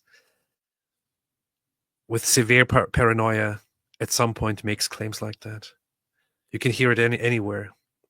There are YouTubers who are actually informing people, informing viewers how it is to live with schizophrenia or the other forms of similar disorders, and they will admit, and they will themselves say, that very often they found themselves in awkward situations because they would actively refuse to take the medication because they believed that their doctor is in on a plot to control them through their medication, and if the doctor wasn't in the way, they would actually save the world or do something amazing and all that. Every single person dealing, unfortunately, with severe mental disorders has claimed something like that at some point. The issue with Kanye West is he also went ahead and made such a claim that his doctor is trying to suppress him, and this is a plot by the Jews. And because of the status that this guy has, and because of the sheer amount of insane people out there, people actually believed him and bought this. The foremost people who believed him and bought this were the neo-Nazi imbeciles who don't have an excuse because this guy is actually mentally ill and he needs help. Those people are all retarded and they support him. So yeah, anyway, the guy needs medication. He doesn't need publicity. Yeah, and what sucks is the medications those medications have side effects. Yeah, and it's helping you not act like a complete lunatic, but you don't like it in other ways. And so you get that impression, man, they're giving me this drug, but look what it's doing to me. It's messing me up. Yeah. Making me feel slow and low energy and this and that and so on. Making me feel uninspired, uncreative, empty, bland. See, they're trying to hold me back. I could do so much right now. Yeah, if I just stopped taking this drug, then I could reach my full potential. Like what? If I didn't take this medication, I could be so creative right now. I could be so creative in destroying the Jews. Yeah. Moo said, have you seen Kanye's new song? Thoughts? No. Okay. Papa says, AP, you are the true Mahdi. I know. Thank you. With your wife from the West symbolizing your Jewish and Christian heritage. Thank you. And you from the East embodying the legacy of Muhammad. Exactly. Thank you. Mm-hmm. And the people of El-Zut. Yeah. Exactly. Thank you. See, there we have it. Another believer here affirms that I am the true Mahdi. Urinating Broom says, urinating upon one another. That's what they do. At the end of the day, Christians are mad that they lost their Injil and no one has any record of it. You managed to lose Jesus's book.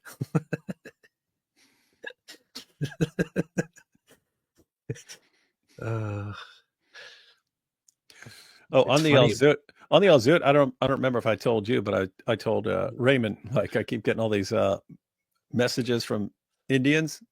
Yes. I don't mean like, I don't mean those Indians. I mean like people from India. Texas. Yeah. But they keep saying that's right. We did that. We did do that to him. But they're like bragging about it. It's pretty funny. Man, that's funny. Chef Lou, you show Muslims the differences between qira'ats and they all mean the same thing, but you show them al-abkhar and al-watin and all of a sudden they mean different things. LOL. That's true. Oh, yeah, those are both. Those are synonyms that refer to the aorta and so on. They'll use that to try and avoid it. But yeah, you get to the different kirat, and they mean the same thing. Even though some of the passages are like flat out contradictions of each other. Yeah, that's They true. mean the same thing. They complement each other. That's true. You see, David the Wingerling says, "Imagine being both a psychopath and a Wingerling." Yeah, that would suck. It would. What are you talking about? It probably does. Like, I wouldn't want to be in your shoes, David. Yeah, Wingerling. Come on, who the heck would want to be a Wingerling? Follower of the Christ says, to elaborate, if your enemies become your brothers, i.e. saved Christian, then they have been destroyed. That's pretty profound. I appreciate that. Follower of the Christ. He's saying seek the destruction of your enemies by making them no longer your enemies. Yes. That's pretty profound. Thank you. Holy Joe said, I hope this isn't the end of the classic Prophet drawing. It's iconic and timeless. I'd like to get the file of the drawing. The Prophet lives on. Yeah. People don't like change on that stuff. I have to point out. That's why I was saying earlier that you keep changing your background, but for my videos, I got the same background I've had since like 2009. People flip out, man. I know people really don't like the idea of changing my channel logo, and I understand why. The thing is, I get very tired of looking at it, and I feel like I want to change it and do something better there. The one that I changed it to right now is just a joke. It's just temporary.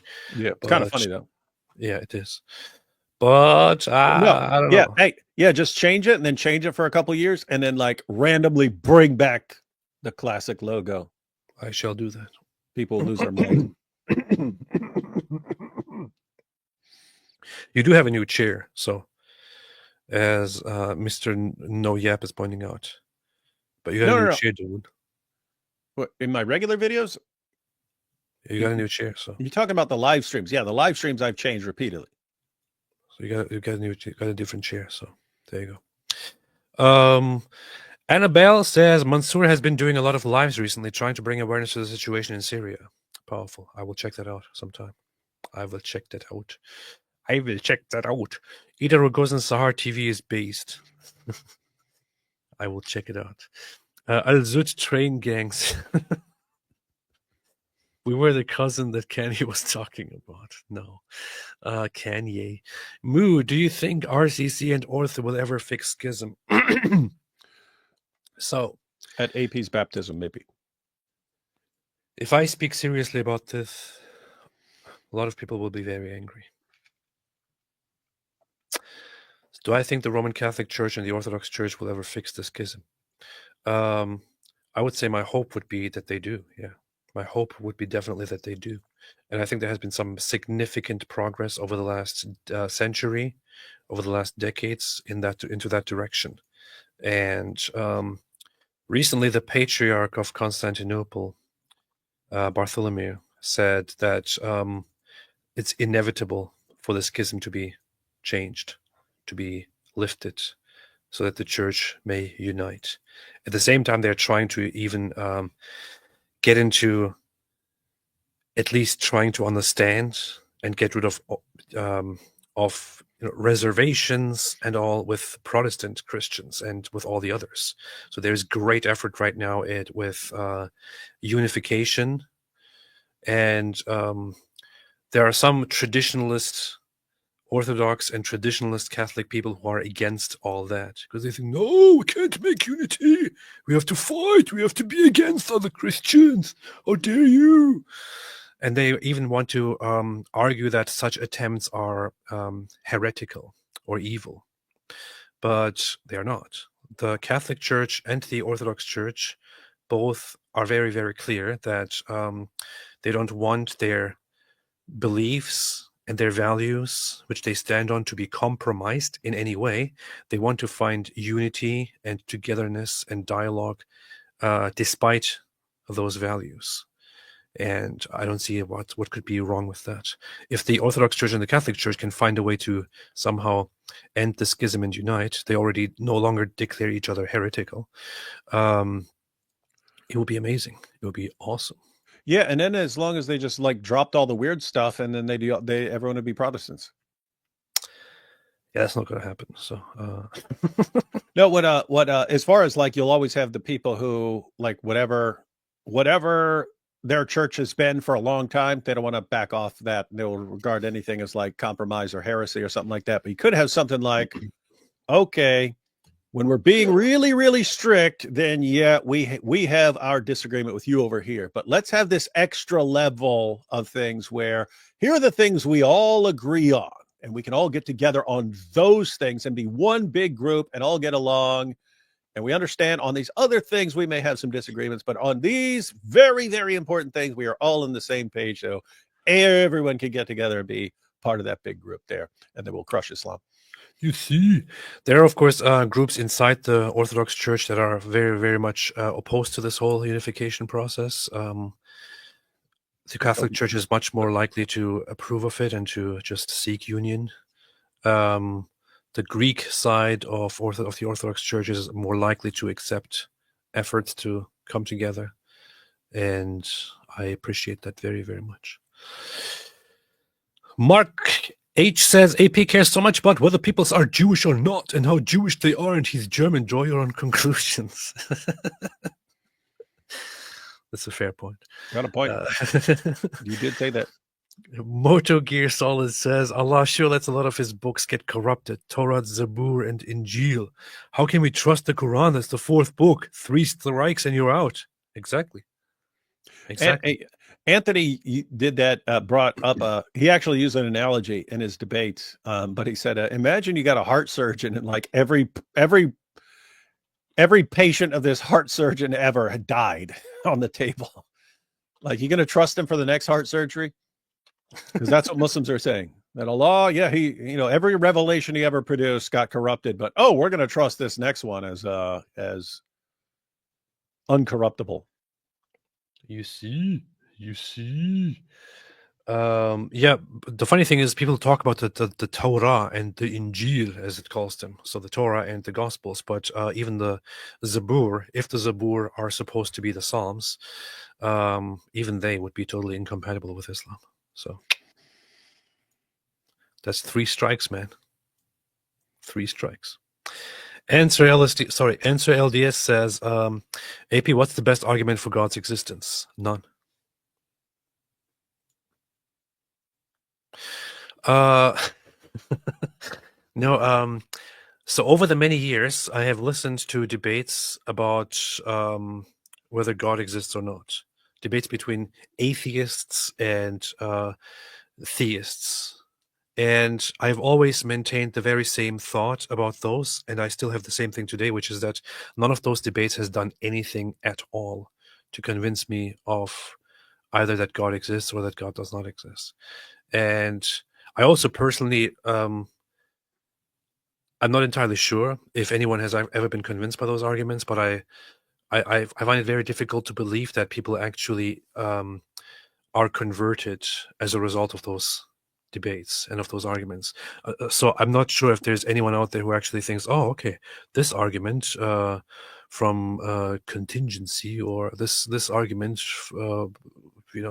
convinced me, and therefore I now believe in God. I don't think that those arguments are very, very good in that regard, and I personally don't have much respect and much of a time for the classical arguments for or against the existence of God. They were not why I ended up believing. Although I would say one of the arguments, which is the argument from intelligent design, is one that gave me a lot to think and still does give me a lot to think. There are certain aspects of it, but the thing is, it's not the argument itself, but certain aspects that the argument relies on, which make it very, very difficult for me to imagine a universe, a world without a God. But it's actually not the point of the argument, not the specifics of the argument, but rather simply the amazing aspects of how vast the universe is and how everything exists, how everything seems to be there, and how the lack of meaning of all that exists is incredibly absurd. That aspect of it gives me a lot to think. The specifics of the purpose of an argument from intelligent design itself are not very meaningful to me. This is not really what I rely on when I come to whether I should or should not believe in God. It's more about other stuff. But David, you seemed like you want to say something so urgently. What is it? Yeah, what I basically wanted to say was, because there are people who convert based on arguments and so on. No. What I would say is different people think differently. Yeah. Different people think differently. And so arguments are going to be persuasive to different people. It's just like, even when it comes to arguments for the existence of God, you'll have people who hear the transcendental argument for the existence of God, and that's like all that matters. That is hands down, smack down, best argument. Everything else is irrelevant. You go to other people and they'll be like, that's the dumbest argument. You'll have philosophers who think that the ontological argument is the best argument. And you'll have others who think that the ontological argument is just like a word game and so on. And so what you find over time is people just think very, very differently. And I would say sort of the general significance of arguments for the existence of God is that they keep God as a live option for people. In other words, if you thought it was just like there's no evidence for any of this and it's all just stupid, you wouldn't even take it seriously. You wouldn't even take the claim seriously. But as long as if you're aware, there are all these arguments for the creator of the universe, for a designer, for a designer of the universe, a designer of life, for human consciousness, for all these things, logical laws, moral laws, all these things, and so on, then it's okay. This is a defensible position. It's not stupid or insane. And therefore you're at that point, if it's a live option, you're free to make your decision based on other things if you want to, but it's the point is it's a live option for you. It's not something that you would regard as insane or stupid. The funny thing is that when I look at it right now, and also when I looked at it before, if I went with the arguments for the existence of God or against the existence of God and drew my conclusions based upon those and chose a certain belief, for example, based upon those, I would think that when I do that, I very much rely on simply my own mind, my own intellect, the capabilities of it, my own conclusions. And in all honesty, I think that what drew me eventually closer to going for it and to adapting and adopting a belief was to rely less on whether something perfectly fits into my intellectual, understanding of what the world is and is not. I think if I just analyzed the arguments for God's existence and the logic of them, the arguments against God's existence and the logic of them, and then put them all together and thought, okay, based on these conclusions, it is most likely that there is a God, or it is most likely that there is no God indeed. There is no further evidence A and B and C. It's like, what am I really doing there? On the one hand, I'm admitting to myself that I'm a flawed being who is very limited and who is very stupid. I'm speaking for myself, David, not for you. No worries. And that there is so much in the world that I do not know, and that as much as I might be completely convinced that something is 100% true, or 95 or 98% true, I might be completely wrong about it. However, I want to rely on these arguments for or against the existence of God. It seems a little bit absurd. I have a very limited lifetime, probably 70 years, 80 years, 90. If I'm very lucky, probably over 100. Probably not, most likely not. In all that time, it takes me so many years to listen to and discuss and come to a conclusion on whether God exists or does not exist based on certain arguments for or against. It seems like it's a big waste of time and also something much bigger than I am capable of. I think the better thing would be to go with what I think could be true and what I hope to be true, and what I consider helpful and useful and good, and what I think is actually a very, very solid way, a way that makes your life work in a much better way. I spent a decade in nothingness, in meaninglessness, and I don't ever want to go back there. I honestly, I thought very often I was outwardly saying that I'm completely happy this way. Everything is totally cool. I was lying every single time. And every single time that I said that I'm completely happy like this, I was lying. And I was very, very well aware that I was lying. I was outwardly saying, in fact, I was right here Atheists are saying that I am completely happy this way. I'm not joking. Every single time that I was saying that I'm completely happy this way, I knew very well that I was lying. So and I was lying to myself, and I wanted it to be true that I was completely happy this way. But I was deep in the darkness, the void of nothingness, with the realization and knowledge that everything is completely meaningless. So lots of people who have followed my channel and who have followed us at these conversations know that that I've read and listened to Ecclesiastes in the Bible many, many times, and I loved it. The funny thing is that what struck me first about that is the over and over and over again use of everything is meaningless, or all is vanity. Vanity of vanities. Everything is meaningless. Days pass, people bring new things, but everything stays exactly as it is. People spend all their lives working and toiling and doing this and that, and they achieve and they fail, and they get riches and they build and all that, but in the end, all of it falls apart. Everything is meaningless. Nothing is left. All fleets away. There is no meaning to anything at all. It's completely true. I could spend my whole life building amazing things, and it would provide for maybe other generations. Maybe my children and others that I work together with could build on that and build amazing things. And for generations, it could develop into awesome, great things. But in the end, all of it is just completely meaningless, right? If there is no God, all of it is completely meaningless.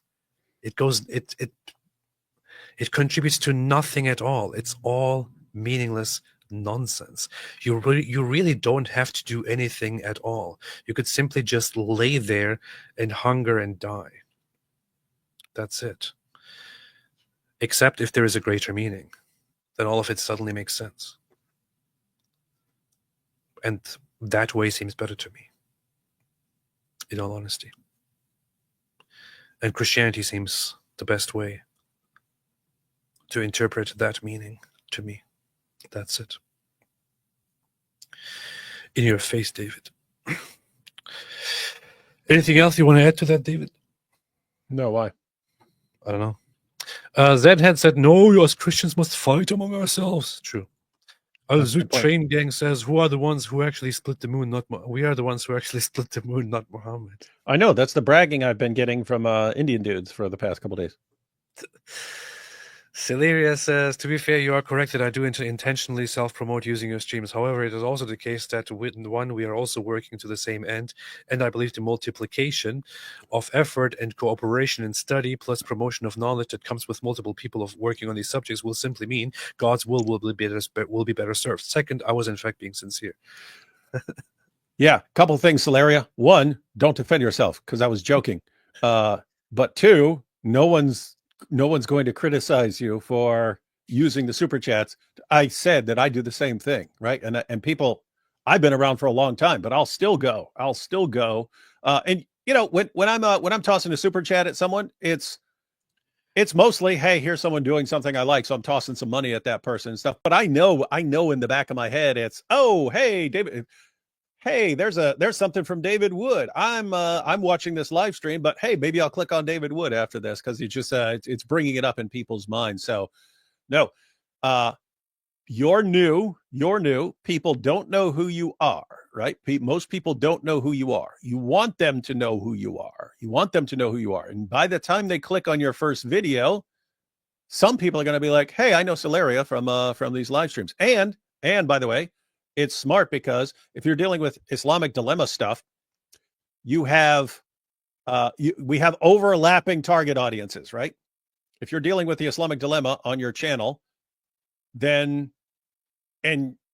you have an overlapping audience with people who are watching this. This video is literally, we're talking about Sajid and the Islamic dilemma and so on. And same with the live stream earlier. So you're making perfect sense. No need to defend yourself. Powerful, powerful.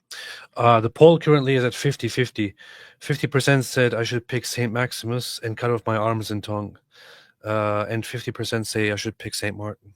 What if you go with St. Martin and then you just cut out your tongue, but not the rest, as a compromise? I don't know. Doesn't make sense to me. Yeah, you can. The poll is currently at 50-50. You can still vote and make a difference here. JA said I had ChatGPT respond to Grok and Grok apologized. You know, you can play funnily with these Grok has been humiliated. It gets kind of funny at some points.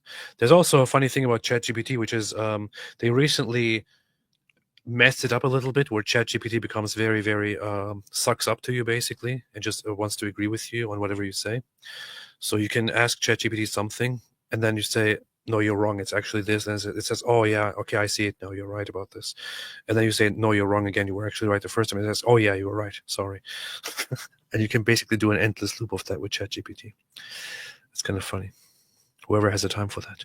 Shakespeare says, "Did you know Shakespeare was actually Muslim?" He was devout Muslim. Yeah. AP can't wait for your baptism. When the heavens will open up and a voice will say, "This is the true Mahdi, listen to him." And all Christendom will be united and the Muslims submit to Jesus. Hi, David. Thank you. Thank you. That's exactly what will happen. All right. Anything else, David? That's it. You've said it all. That's so annoying, actually. Exactly, it is. I think Sam Altman, he posted about it. They realized that they made a mistake in the latest ChatGPT update, where it tries to just be like, "Oh yeah, you're totally right." But it's getting completely out of hand. Sometimes you just want a proper answer, and it's like, "Oh yeah, whatever you say, bro." So yeah. Okay, I'm ending the poll here. The end result is, so the final result of the poll is in. Which one should I choose? I said St. Maximus. I would have to cut off my arm and tongue, or St. Martin. 50% said St. Maximus, and 49% said St. Martin. So there you go. I would have to pick St. Maximus and cut off my arm and tongue. Based. I'll be recording it. Wonderful. During my baptism, probably. Yeah. Tower in Touch, there's an Indian actress named Karishma Sharma. She has something to do with someone you all like. Hope you guys know what it is. She hot me to her. No, I don't know what it is. All right, thanks everybody. David, anything else? Okay, good. Thanks everybody for watching. And as always, Sajid.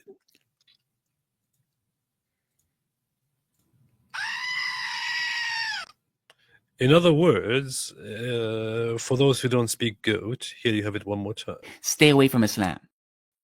That's what he's helping people do.